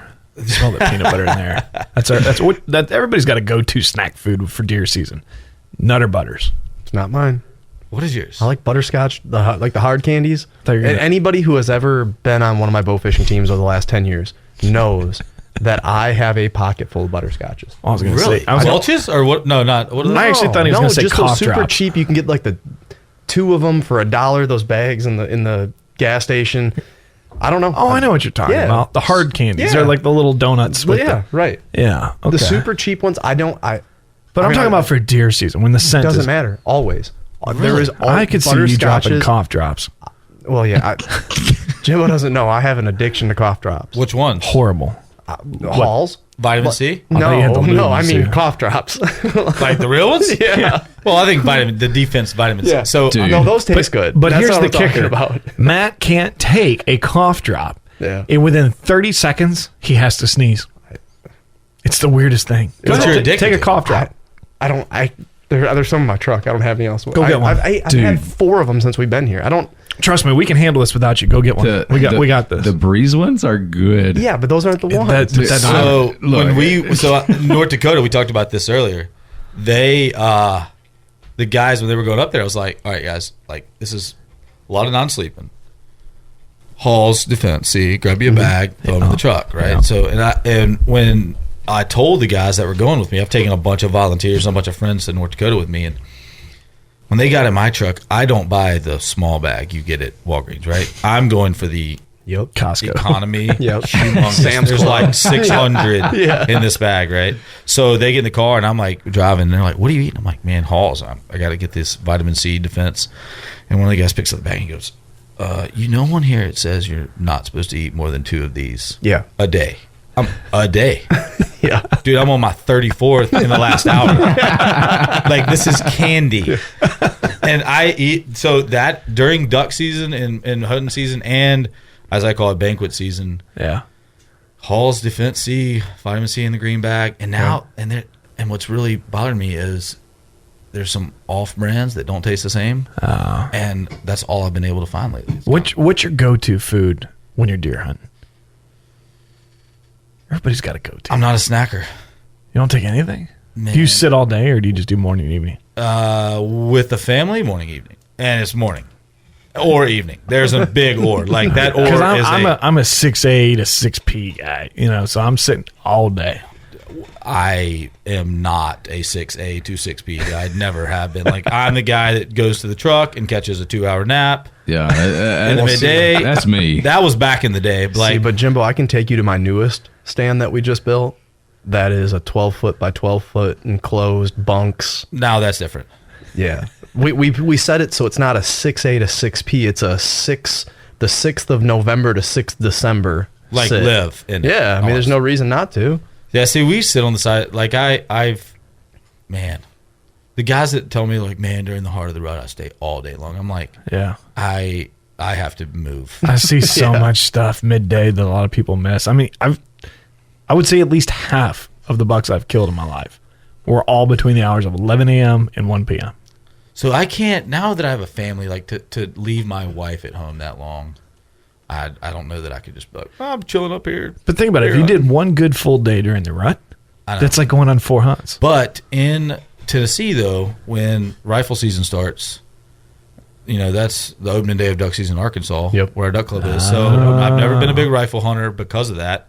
And during muzzleloader season, man, when I get home on Fridays, most of the time I'm trying to spend every moment I can with the kids. Sure. And then on Saturdays, if I don't have an event, man, I want to watch college football. And so, and this year's kind of goofy for college football. Oh, that's just a story for another day. I mean, I tried so hard to get. My wife went to Ole Miss, so she's a diehard Ole Miss fan. I've become a diehard Ole Miss fan. The Wofford Terriers. We're not on TV a lot, so I have to watch them on Facebook and the internet or check the score. Right? Yeah. I may get something, but some of the cool things, like, I was trying to pull so hard on Saturday for Ole Miss to be Alabama. I thought, man, we're going to do it. But I'm just not into it this year. And I don't know. I think it's just the season. But, man, my deer hunting now is like, all right, I have nothing tomorrow morning. I've got a conference call at 11. You can get out there. I'm going to get out there for just a couple hours. I'm normally home by, if I don't catch them. But I guess it's one of those things where I've killed a lot of great deer. I've killed a lot of, I've packed the freezer. And my deer hunting now is like, I'm going to run out, see if I can kill a doe so we can have one at the duck camp this winter. And if I don't get it, I'm not bummed. But we've got some other guys that are diehard on our property. My grandfather's really good friends, and then a guy that works with my wife down at St. Jude. And, man, I get more excited. I probably will change when Tripp really gets into deer hunting, but I get more excited about watching their success, right? Watching them send me the photo of the buck that they killed on our farm. Man, that's really, that's kind of the same thing with turkey hunting. Getting the kids out there is awesome. And truthfully, I can say I have more stories hunting with my son than not. And the first time I took Austin with me to go hunting, he couldn't sit up. He just didn't have, so we were like, all right, we're going to change the tactic. We're going to tip the blind up, and we're going to lay down. So that way you can lay down if you want to look at your tablet, which I really didn't want to do, but he did anyways. And at one point, he crawled on my back so he could see what I could see. And he fell asleep and starts snoring in my ear. I'm like, you got to be kidding me. So, yeah, I'm hunting with the kids now is more meaningful, especially if you can do it and you have the opportunity to take your kids hunting. It's definitely bigger. What are we shooting for? 50? No, we're still good. Yeah. One thing you keep hitting on, Jimbo, that I guess is really hitting me in sort of how I started with the hunting is you keep talking about this duck camp. And it's my favorite thing about duck hunting is the camaraderie. Now in Wisconsin, where I grew up and raised, our deer season is only from one Saturday till the next Sunday. That's it for rifle season. You get those 9 days. Those 9 days, which Thanksgiving falls in between it, we're at deer camp. All the men were at deer camp. That's what we did. And the duck camp stuff, that's I get it and I love it. And that to me is my favorite part about duck hunting is the camaraderie. Same reason I like bow fishing so much, because you can talk, you can cut up, you can have fun. Then you're serious when the ducks are coming in, and I love that. That's what I want you to experience here shortly. Well, we got 3 minutes left, so I'm gonna hurry up and slam you with the big question. Yep. So I know you can keep it in that 3 minute window there. And this is the question we ask everybody. It's sometimes the hardest question, but the most important. If you can go back to your 16-year-old self, or you're giving advice to a young person sitting at home that wants to get outdoors, they don't know where to start, they don't know what to do, and they feel stuck, what advice would you give them? What's the life lesson that you've learned that you want to pass on? Don't be afraid to ask. I think too many people, young people today have been stuck behind tablets and computers and phones now, that I think the coffee shops don't exist, right? So going to the coffee shop and back in the day, or what I've heard, right? I'm just fortunate enough to have somebody take me, but going into a coffee shop and seeing the old guys talk about the old days back then, man, they would say, hey, why don't you come and go hunt with us? But now we drive through windows, and now with COVID and coronavirus, changing everything. But I would say, don't be afraid to ask somebody to tag along. If you are at 16, I wish I would ask more questions and probably been more inquisitive to other guys that I met through my grandfather and my dad, about different things. But don't be afraid to ask, because I think if somebody came up to me at a DU banquet, 16-year-old kid, and said, hey, Dad, Mom dropped me off at this banquet, I just wanted to be here because I love the outdoors, I don't know anybody, I'd say, hey, man, let's go hunting this year. And I think the advice would be, is people see what they see on what they think is reality, or what people put out there as reality on social media, is not always reality. And I think that don't be afraid to ask somebody, or ask questions, or just mention that you are interested in hunting, and because people are still connected. And I wish that more people would ask, because it's a tough world either way, all the way around, right? It's duck hunting is hard to get into, but if people would ask and show their passion for it, there's people out there that we can get them connected with. Awesome. Well, Jimbo, we certainly appreciate you having you up here in the studio tonight. It's a true pleasure and an honor. If you want to reach Jimbo, you can check him out at tennesseedu.org, or you can email him at jrobinson@ducks.org. And those links are posted on our Facebook. Just scroll below the live video, give it a like and a share. We're going to take a quick break. You're listening to Back to the Lodge on 100.9 The Farm. Hey, let's just be honest. No one can ever completely beat a mature whitetail census. But if you play your cards right, you can fool them.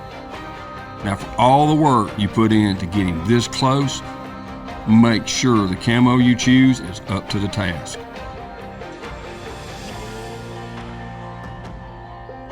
Mossy Oak, made for moments like this.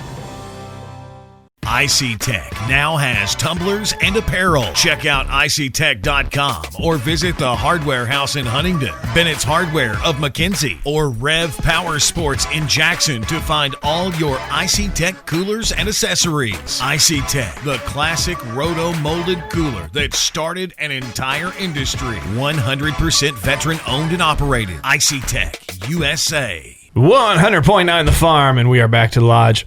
So joining us for the final hour of shenanigans will be the one and only Jimbo Robinson from Ducks Unlimited. So now you get to have fun with us. You're out of the hot seat. Nice. Yeah. So Jimbo was learning during the break, and obviously we have to mute the music on our live stream, but you can listen on backtolodge.com and catch all the tunes that we play. However, there was an Amber Alert during the last break, and we did add that in there. Never hurts to help, and we hope those children are returned safely. But during that break, Jimbo was learning Nick's Sesame Street talent. Did you catch the VP debate? No, I did not watch. I didn't get to. You didn't miss much. Oh. But it would have helped. I know. It would have helped. I know.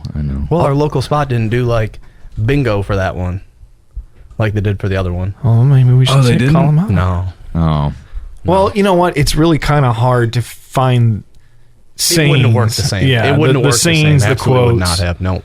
Yeah. Definitely would have worked. I mean, somebody would have had like coverall if it wouldn't have said like fly on the head. Yeah, it wouldn't have been the same. You would have definitely won that. Yeah. But Matt won. The local restaurant here had a bingo night for the presidential debate, and Matt played, and he won. Show did. So you had to catch certain sayings, certain quotes, and got me 10 of the best wings that you can find in West Tennessee. Absolutely.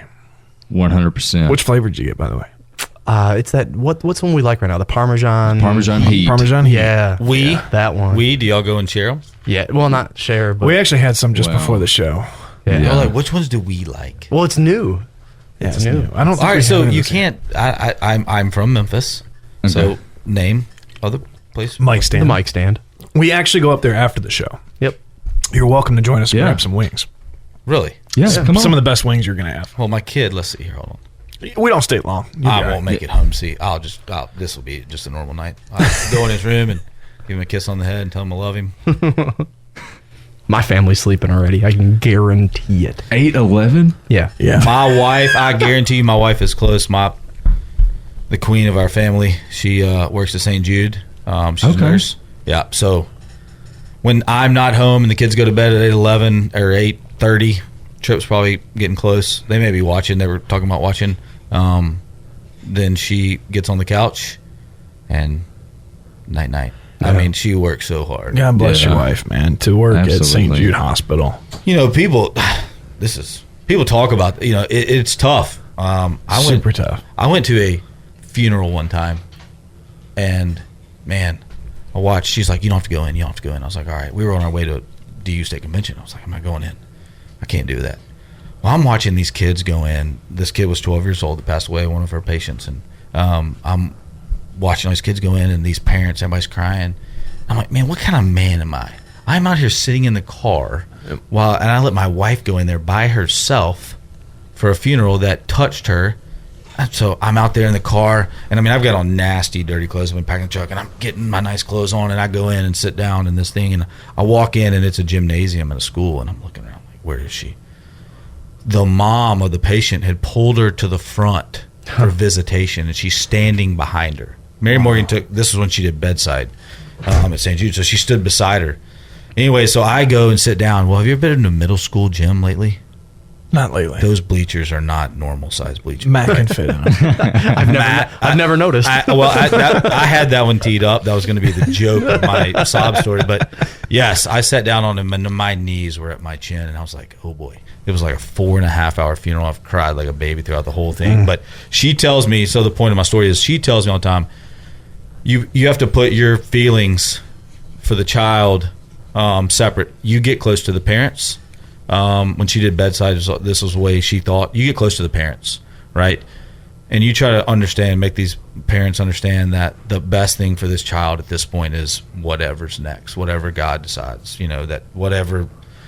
And if it's, to go and be with the Lord or go to heaven or whatever, then that's what, that's, she understands that. And I think that just goes to show the strength of my wife. But, I think she understands of how to separate your personal feelings with your work feelings, get close to the parent, love the child, but understand at the end of the day, some of these kids, man, they're so sick and they're hurting so bad that she's definitely a very sound mind. And I couldn't do it. Little secret about me that I don't talk about is I work pediatric neonatal intensive care unit for, this was years ago. Burned me out. It was the last thing I ever did working in medical, and that was the end of my career. I mean, it literally destroyed me from the inside. And I had 2 young boys at the time. So anybody who does that for a living and stays in it, they are either a saint or a major sinner. And that's really the only 2 ways you can look at it. Is most of the people I know either have hearts of gold. Well, they all have hearts of gold. Let's start there. They all have hearts of gold, but some don't do well with coping with it. Right. So for her to do that and you guys be where you're at, my hat's off to you. Absolutely. No pun intended. So awesome. Well, that just kind of screwed my next joke for Nick because that changed the tempo quite a bit. I'm sorry. That's okay. I'm bringing it down in here. All right, I'll meet y'all at the wing place. I'm going now. Well, no, I mean, these are things that people need to talk about. They need to be discussed because, it's so easy to, like you said, turn your head, stay in the car. Right. And this is real. And, some of the things that we focus on is getting these kids outdoors hunting. Just to attribute to the comment where he said, we need to get more kids involved, take a kid hunting. Not only take a kid hunting, get a disabled veteran out hunting. Yep. We have a friend of mine, a very good friend of mine, that I served with years ago. This was over 15 years ago. He's paralyzed from the waist down. I've got 2 inquiries into 2 lodges, waiting to get dates to see if we can get an availability date. He's been paralyzed now for years. He's a correct me if I'm wrong, I'm pretty sure he's a Silver Star recipient. Threw himself on a grenade years ago. Super great kid. I say kid, he's my age, but we were kids. I mean, we really were. We were in early 20s back during when OEF started. And, to give him that little bit of normalcy back from sitting in a hospital or sitting at home waiting for the next hospital appointment. I don't even know how many surgeries he's had, but getting him outside or getting anyone outside in those positions has so many therapeutic and mental health benefits that we take for granted. Absolutely. Now, we can sit here and all day and steam each other and steam up the windows and talk about how grateful we are, but we don't appreciate it as much as they do. I mean, we do, but not as much as they do. And if you have the capability to get somebody out there, whether it's a child that doesn't have somebody to take them out hunting, or somebody who has a disability, or I don't even want to call it a disability, but a challenge to get outdoors, I encourage you to do it. It's one thing I want to do before I retire, or it may even be after I retire, but is to get the land and be able to get those folks outdoors, because we do see it. And there's places we've been to. Huntsman's Creek up in Kentucky. They're going to be here on the show next month. The owner paralyzed himself. He's not a veteran, but he fell on a construction site, fractured his spine. He's been paralyzed since. Used the money to build this lodge in Kentucky. It's up by Louisville. And that's all he does, is take guys in wheelchairs out. Gets every donation he can to get the tracked wheelchairs, get them out in the field, up into the ADA stands. And that's all they do. But they don't have the money to do it season long. And two, there's so many people waiting. So many people waiting.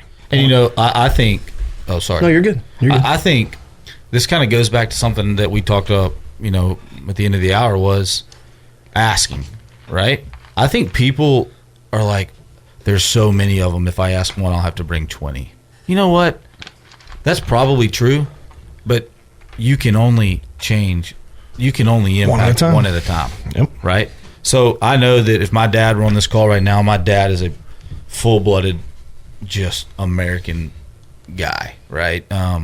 Worked in the medical field for most of his life and got laid off. Company got bought, and they said, we're getting rid of all these older men that, quite frankly, make too much money and worked to build these relationships, and we're going to hire a bunch of younger people. And so he started his own landscaping business because he loves to be outside.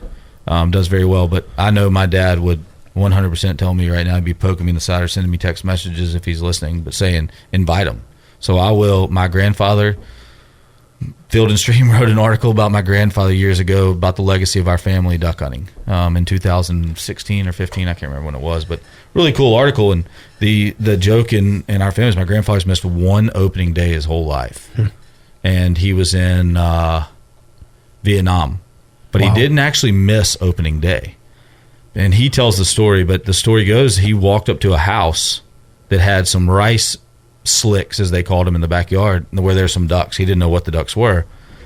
Took a shotgun from whatever they call it there. I can't remember that, and goes out back, and they shot ducks. But he's trying to tell the guy what he wants to do that's sitting in the house in front of this. And he's like, shoot. And he's making all these arrangements. I guess everyone on Facebook can see him, but he's making all these moves. And the guy's like, huh? And he's like, I'd shoot those flappings. The guy's like, go. And so he goes out and hunts. So, but he doesn't, he says it was close to opening day, but that's his story. He hunted, but he didn't, it wasn't actually opening day. But my grandfather, so he served not long, but I know we will gladly take you guys, and when y'all come down to Snake Island, you're more than welcome to bring a veteran. Absolutely, we'd love to have them. Can you accommodate somebody in a wheelchair?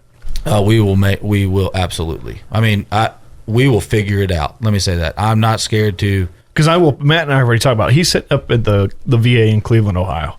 We will personally drive all the way up there and get him. All right, so I mean, there's so many things we can do. I mean, and look, we'll make it work, right? If we got to drive a four-wheeler pulling a trailer into the woods with him sitting on the trailer and camo them both, we will do it. Sounds like a plan. I mean, we have one blind. I mean, he's not scared to be carried on somebody's back, is he? No. Right. So, I mean, we can. We have a blind we call our swamp blind. Matt just volunteered, by the way. I mean, I have look, end of the day, it's about changing these lives. Oh, absolutely. And that's what I want to jump in. Care. I want to jump in earlier and say this is, whether it's children or these disabled veterans or just someone who's down on their luck, one experience. Absolutely. One experience can completely reroute their life. You don't know if that veteran is contemplating suicide. You don't know whether that kid has a terrible home life and just needs that experience.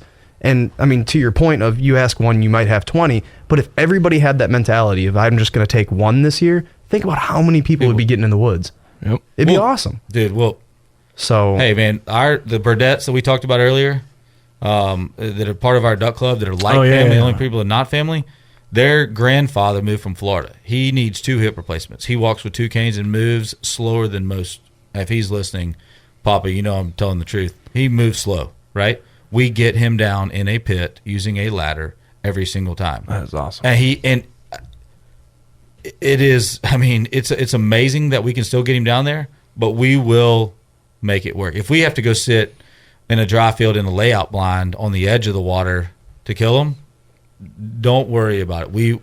Between the 3 of us, my dad, grandfather, brother, and uncle, we'll get him out. We'll get him wherever we need to, and we've got a P-row boat, and we can set him in the P-row boat, and he can ride out there and shoot from the P-row. And I mean, I'm not saying that we are handicap accessible, with his wheelchair, but we can make it work. But we can get everything he needs, and I know it'd be incredible. Like I got goosebumps just saying. Well, I know this guy needs this adventure. Oh, he does. Like he does. And what's cool, we can take him to Max. Prairie Wings. Yep. We can do the whole Stuttgart experience, take him down to where they do the World Championship Duck Calling Contest. And we can sit out at the fire at night and listen to ducks and listen to the wind blow and just talk. And sometimes that's what people need. Yeah. That's awesome. So I'm in for one, but it's up to y'all to get them there, and let's figure out a date. That's the easiest part. Yeah. I joke about Matt carrying him because he knows I've got a really bad back, like really bad. Oh, I thought if he fell off, he wasn't going to fall far. No, actually, and that's also true. This is no jab at Joe. Joe's the veteran I'm talking about, but he's actually probably smaller than Matt. Yeah. So Matt could physically carry him. If I do it, you guys are going to be carrying both of us out. I'm not doing that. We're not carrying Patrick. We had to do a FOD walk at the shop and pick up screws and stuff because we have trucks coming in. I could barely walk after that. My back's that messed up. I've got so many surgeries on my back, it's not even funny. So we're going to be counting on you, buddy. Okay. You can do this.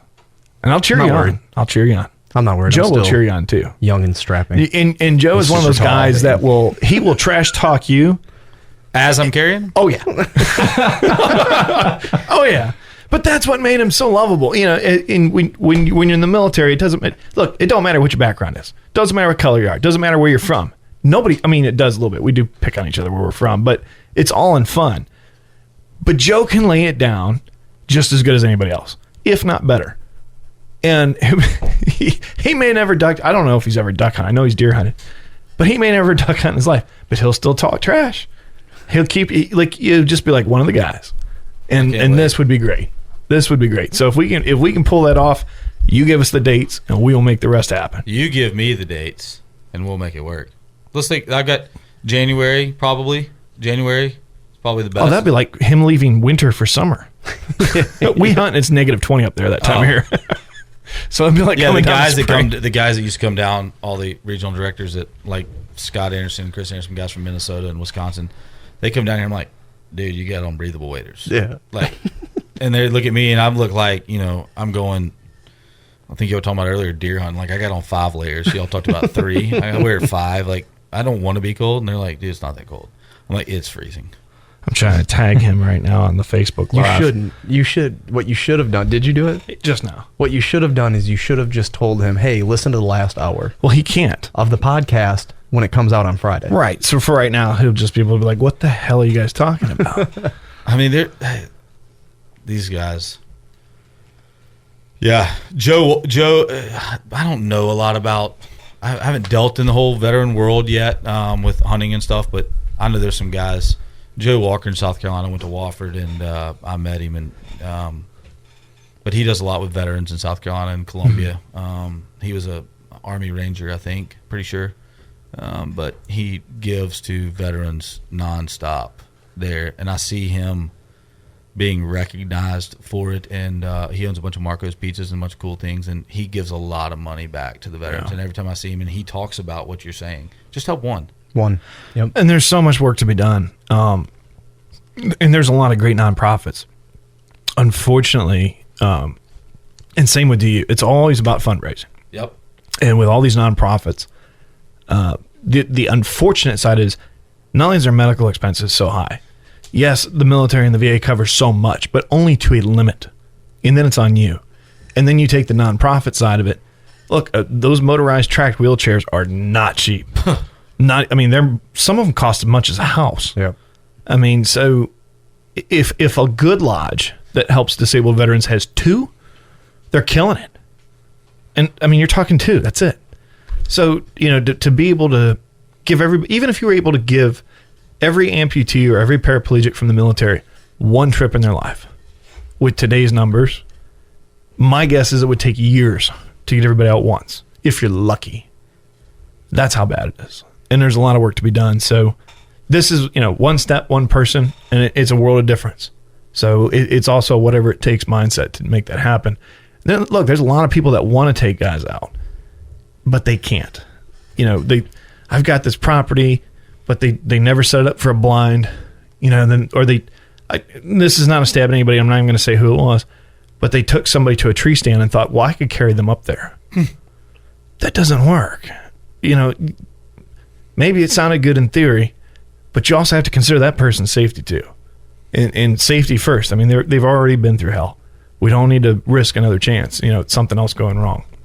So safety is always paramount, but I mean, so let me ask you, I'm going to put you on the hot seat for a second. So there's a lot of things about DU. People ask me all the time the tough questions, like the rumors, right? Hear the rumors about DU. Go through them all the time. Answer the rumors. So you hear a lot about Wounded Warrior projects and a lot about the hunting projects, and a guy asked me about this probably 2 years ago, and he's like, these guys don't make their selection process, they don't do it the right way. It's like, well, I don't know that. What selecting a veteran, how do they go through a process? It's a hard question. I'm asking more of, I don't care. I don't, it doesn't matter to me. I'm just wondering, like, what is, if somebody wanted to take a veteran, I guess let me rephrase my question. If somebody wanted to take one, but they don't want to go through the politics of it, how do they do it? Well, the simple answer is, and I'm going to speak generally. It's the safest way to do this. Okay. Every veteran, whether they deployed or didn't deploy, is rated with a disability if they have a disability. That letter, which is a formal letterhead from the Department of Veterans Affairs, is a letterhead that they have. They have to have it. They can go into ebenefits.gov at any time and print that letter off. And it tells the percentage of their disability. Not necessarily always what for. I don't think they do that anymore. It's just the percentage. No, I agree. It's just the number. And whether or not they're permanent and total. The second thing you have to look at is, and this is no judgment on anyone, okay? You can be a disabled veteran, but be able to physically function. Okay, disabled veteran doesn't necessarily mean that they're physically disabled. They could have a mental disability. They could have internal injuries. They could have everything all the way, even, I know it sounds silly, but all the way down to sleep apnea. And I'm not going to judge those people. That's not my place. But you have to kind of say, look, is this person physically disabled by looking at them? Because if they're not, look, they can get outdoors. If they can walk, they can get outdoors. I'm not saying there's exceptions, because there's always an exception. But the guys that cannot walk, they have the hardest time getting outdoors. Not because they can't do it. Look, they can find a place, ride a trail. I know people who've been on wheelchairs and got, all-terrain tires and went down trails. And they hunted that way and then call somebody to help retrieve their animal. But then there's the whole degree of their safety. Can they safely go beyond that to hunt? Fishing is obviously another challenge. Getting them from a dock to a boat is extremely hard sometimes. If you don't have a big crew, or the boat's too low from the dock, or you're trying to launch it, it's very hard to get people in boats sometimes. There's people that have jib cranes that can help move people. There's so many different opportunities to do. Regulation is what puts the stop on most of that. For example, jib cranes. OSHA says you cannot use a jib crane to raise or lower people. So that put a stop on a lot of charters up in the Great Lakes that used to use those jib cranes to put a wheelchair in a boat. You can't do that. Not with the person in it. So you kind of have to look at the veteran and say, do you have your VA paperwork? Yes. Check 1. Are they the person that has no other option to get outdoors? That's your check 2. And I think that's the safest way. Let me unpack this just a little bit differently. So how does somebody find a veteran to take out? Number one, there are a million nonprofits out there that are all doing, this is a very generalized answer, they're all doing very good work. There are some that have been, for lack of a better term, vetted, that I know specifically, I'm not going to throw names out right now, that people can reach out to and say, hey, this is what I'm trying to do. I have this property, I'm a duck hunter, I'm a deer hunter, I'm a fisherman, I want to take X amount of soldiers out. Can you get me some names? And our connections, ours at IC Tech, our connections lie everywhere from if you want to take a disabled veteran out, or I've got a nonprofit that I do a lot of work with that you get over there, Jimbo? I'll give you a second. I think you figured it out. Gosh, I'm hearing you in 2 different spots. Sorry.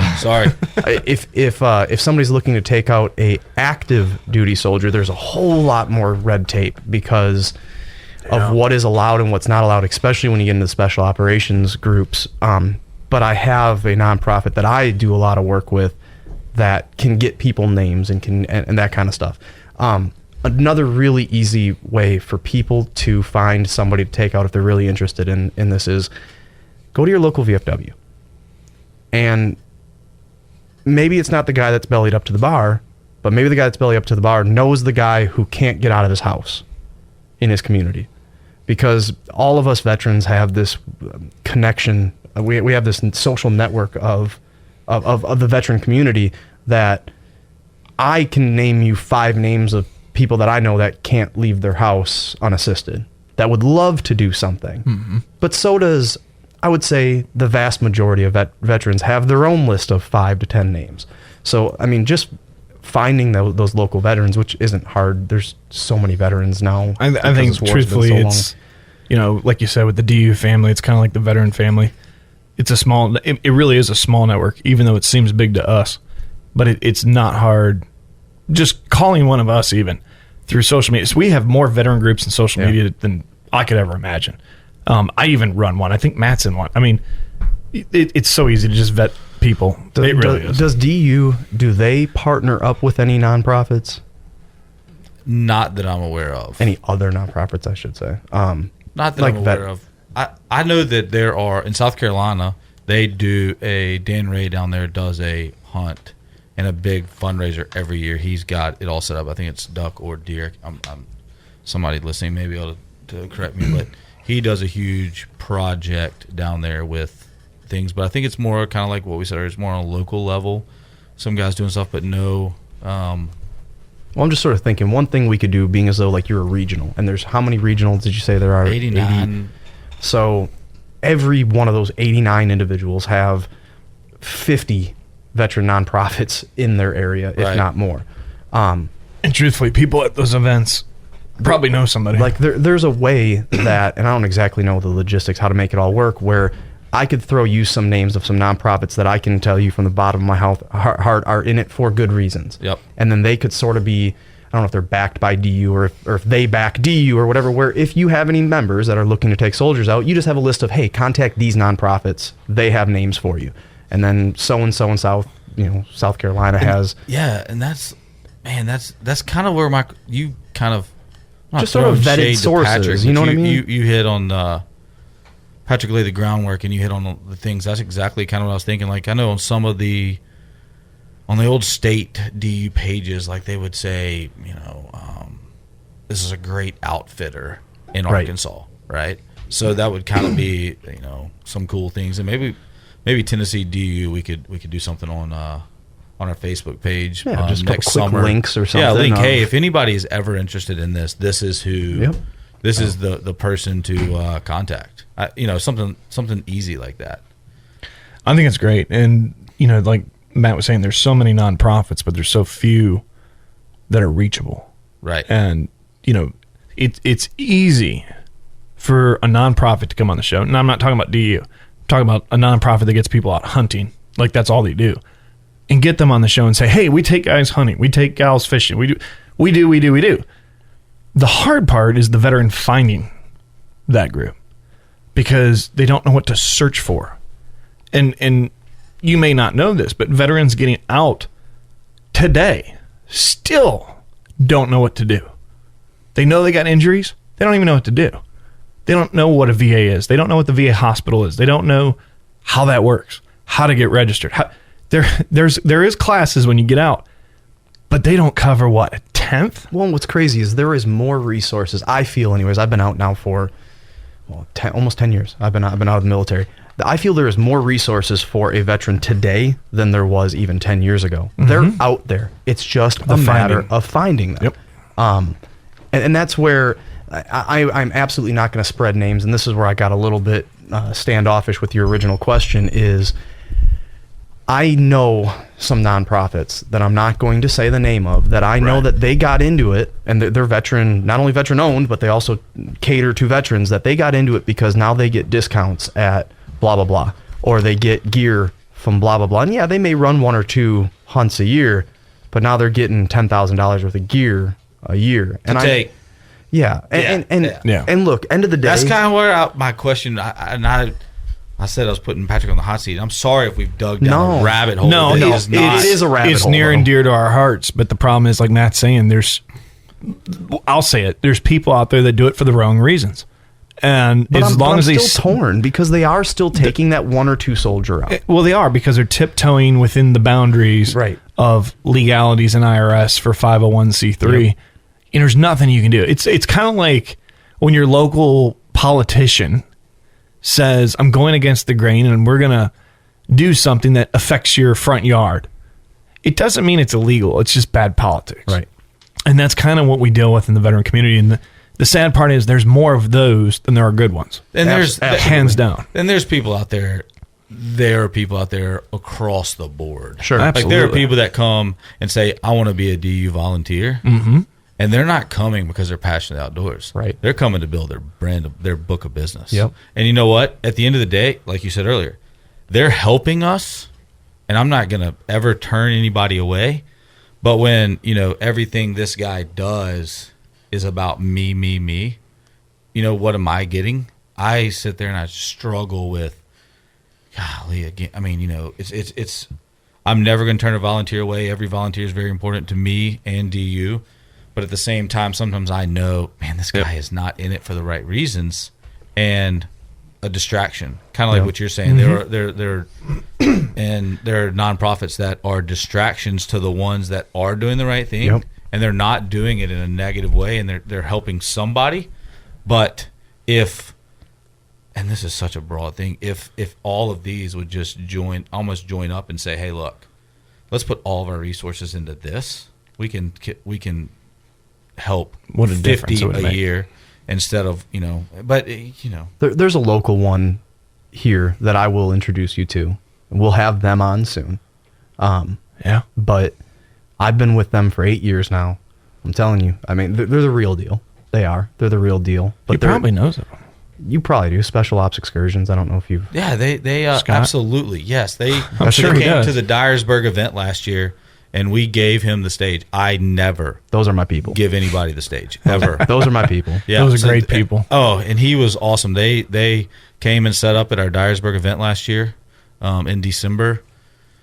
We gave him some cool DU swag, and he got up on stage and gave a presentation that, man, when you talk about our party, you ever seen 300 people put their beer down? No. When he started talking and showing things, dude, people, I mean, it was dead quiet. Well, and they're a super unique one because they aren't catering to the disabled or to the veteran. They are catered to the current active special operator.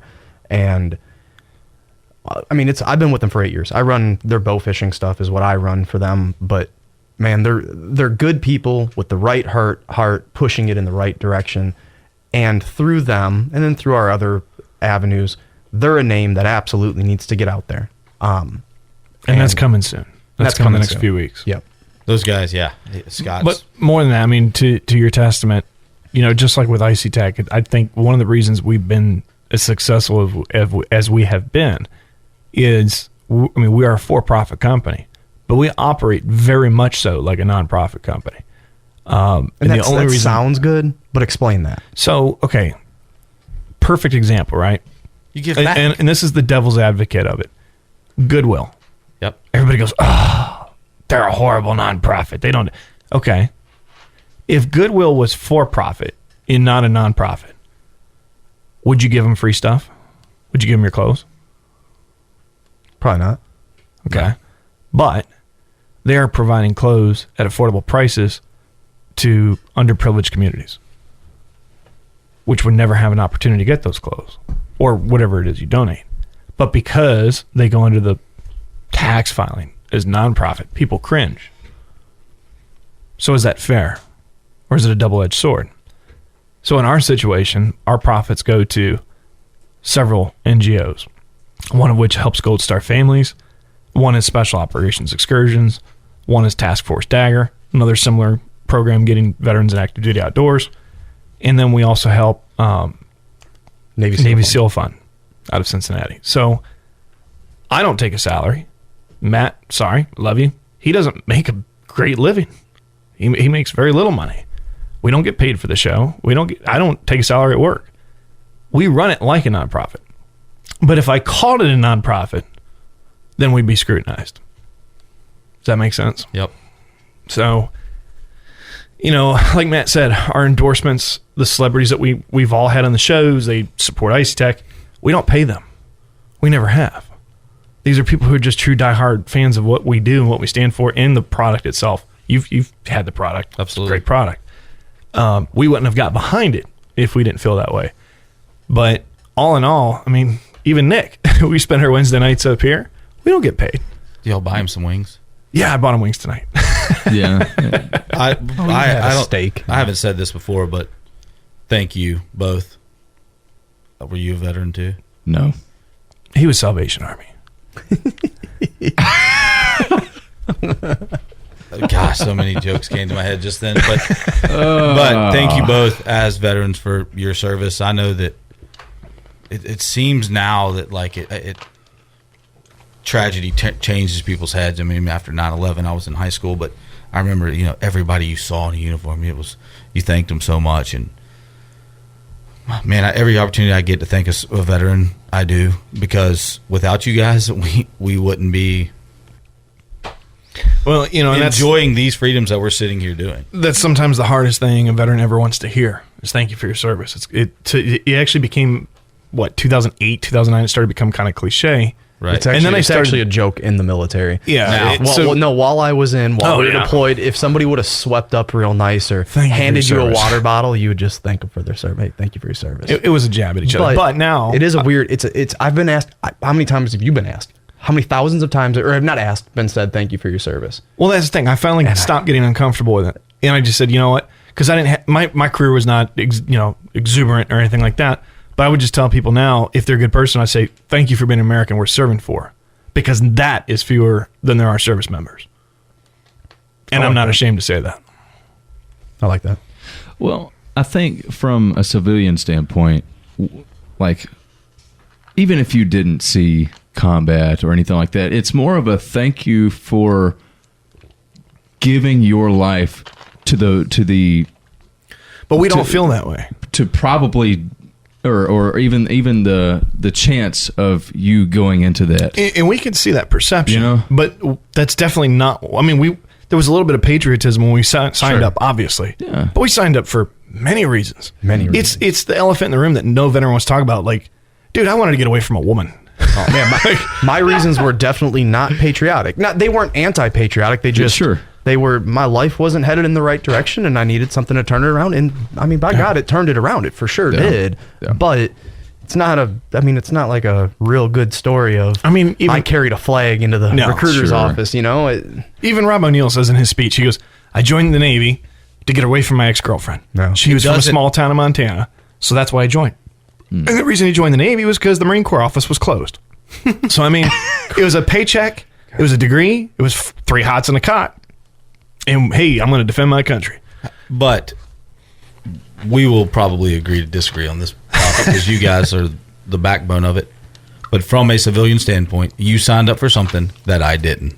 And you signed up to put your life on the line, possibly. And you said earlier, whether you've been deployed or not, when you're talking about, veterans and that, I don't care. You still signed up to put your life on the line, and I did not. And to me, that's honor. That's honor, not probably honorable, maybe. I think maybe it's. Let me just say, I have a lot of respect for you guys. How about that? Instead of thank you for your service, I respect you guys. Well, the respect's mutual. Or you wouldn't be here. You kind of created the show. You kind of made this born out of something. Yeah. It was an idea in the back of your mind that you just didn't know was coming out. Hey. Yeah. You got a big smile. Somebody, he's over here cheesing ear to ear. He's like, he likes getting the free swag. Somebody said on his Facebook page, it's nice. That's not why I'm here. That's not why I'm here. Nick is actually a very talented country music artist, and he is super humble and kind of almost embarrassed when you bring it up. But he's got, you've got 2 good songs. Well, the one you haven't really cut yet in the studio. Yeah. Badass country song. That's, honestly, when you sang it live the other night at my house, that was better than the version you have. That's what I keep telling on your phone. Well, truth. But Nick is also a writer. Call it what it is. I made that on GarageBand. No, I know. I get that. But you're also a writer, and you can play, I don't even know how many instruments can you play? All of them. Oh, God. You can play the drums. You can play the piano. Yep. Yeah. Very well. Guitar. Very well. Guitar. Piccolo. Never picked that one up. Triangle. I can play the crap out of finger cymbals. Finger cymbals. Can you play the flute? I'm sorry? Can you play the flute? No. Yes, he can. I can play the trumpet, and I can play the xylophone. Nick's one of those rare people that you hear his song, a recorded version of a song, you're like, dang, that is good. It sounds good. Wow. Then you hear him in person, and it's it is so much better than the recorded version that it doesn't make sense. And the only thing you can tell him is, we got to re-record that. We have to re-record it. Because, I'm going to make him do it. Because do that. Nick, number one, Nick owns the copyright. Yep. So we have permissions. Correct, Nick?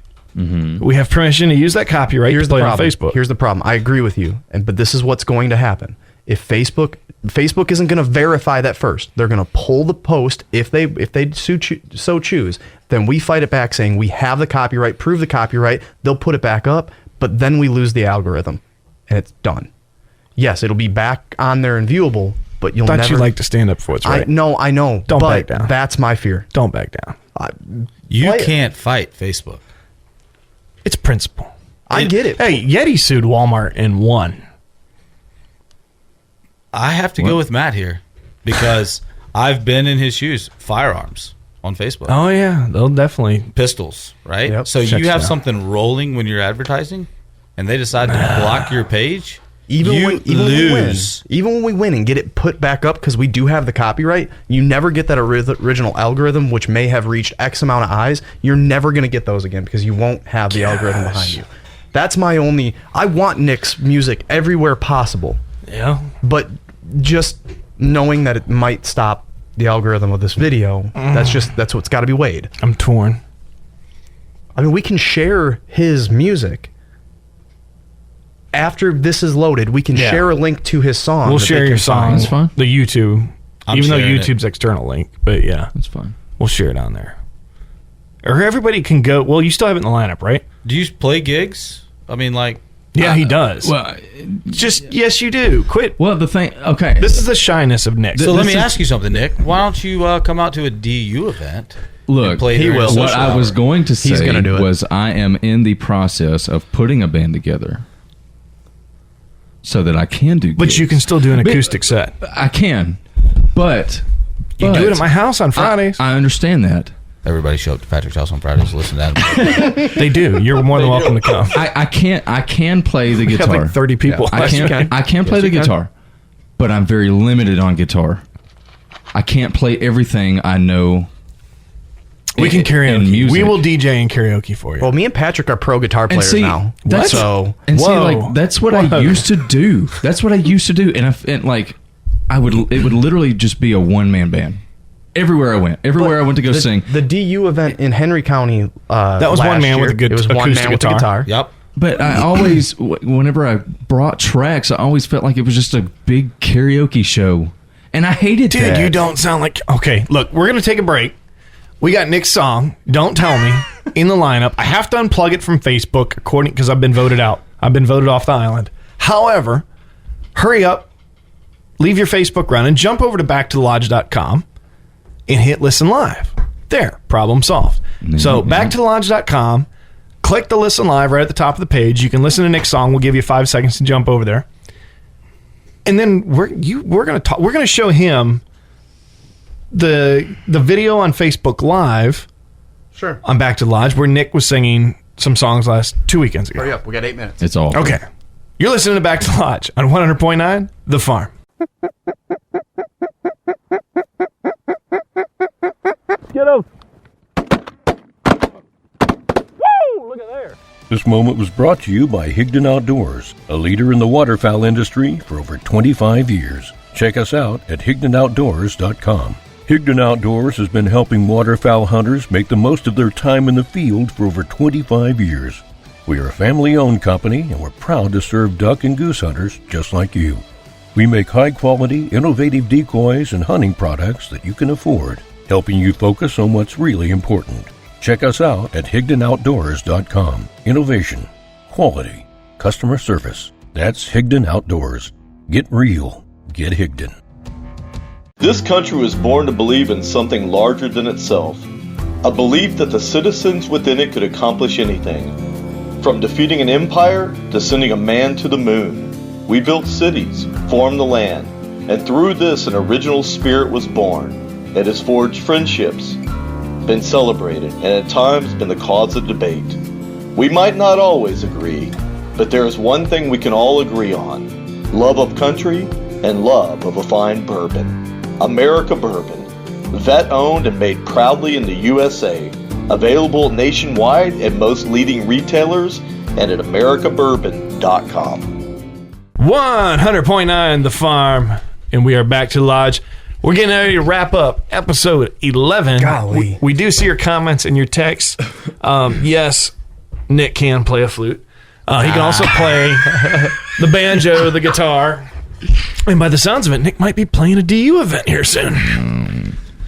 Don't sit there and grumble. Where's your confidence, man? Where's your confidence? We'll get it. We'll knock it into you. We will be broadcasting You knocked live. it out of me. We'll be broadcasting live from the mic stand here in a little bit, where Nick will be singing. Oh gosh. There you go. See how that works? No. I want to take a second. I want to thank Jimbo for coming out here. Man, I appreciate it. Yeah. It was a blast. We have a little bit of fun. Absolutely. A little bit. Well, we're going to have some more fun a little bit. But Jimbo, thank you on behalf of Back to Lodge, IC Tech, and 100.9 The Farm, True Country. We appreciate you taking time out this evening to come join us.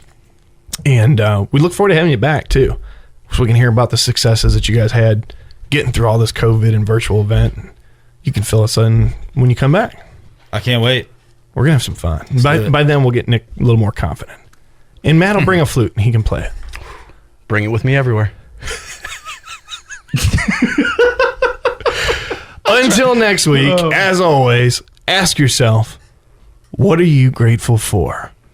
Live from Huntington, Tennessee, I'm Patrick. I'm Matt. I'm Nick. And I'm Jimbo with DU. And we are Back to Lodge. We'll see you next week. Stick around till then. Hey guys, Nick here from Back to the Lodge. If you like the show, don't forget to subscribe, like, comment, and click the notification bell so you can be notified when our next show gets uploaded. And if you want to listen live, don't forget to tune in each Wednesday night from 6 to 9 Central. You can go to our website at backtothelodge.com, click the Listen Now button, and you'll be back to the lodge. The link to our website is down below in the description, backtothelodge.com. Until next time, we'll see you next week. Back to the Lodge.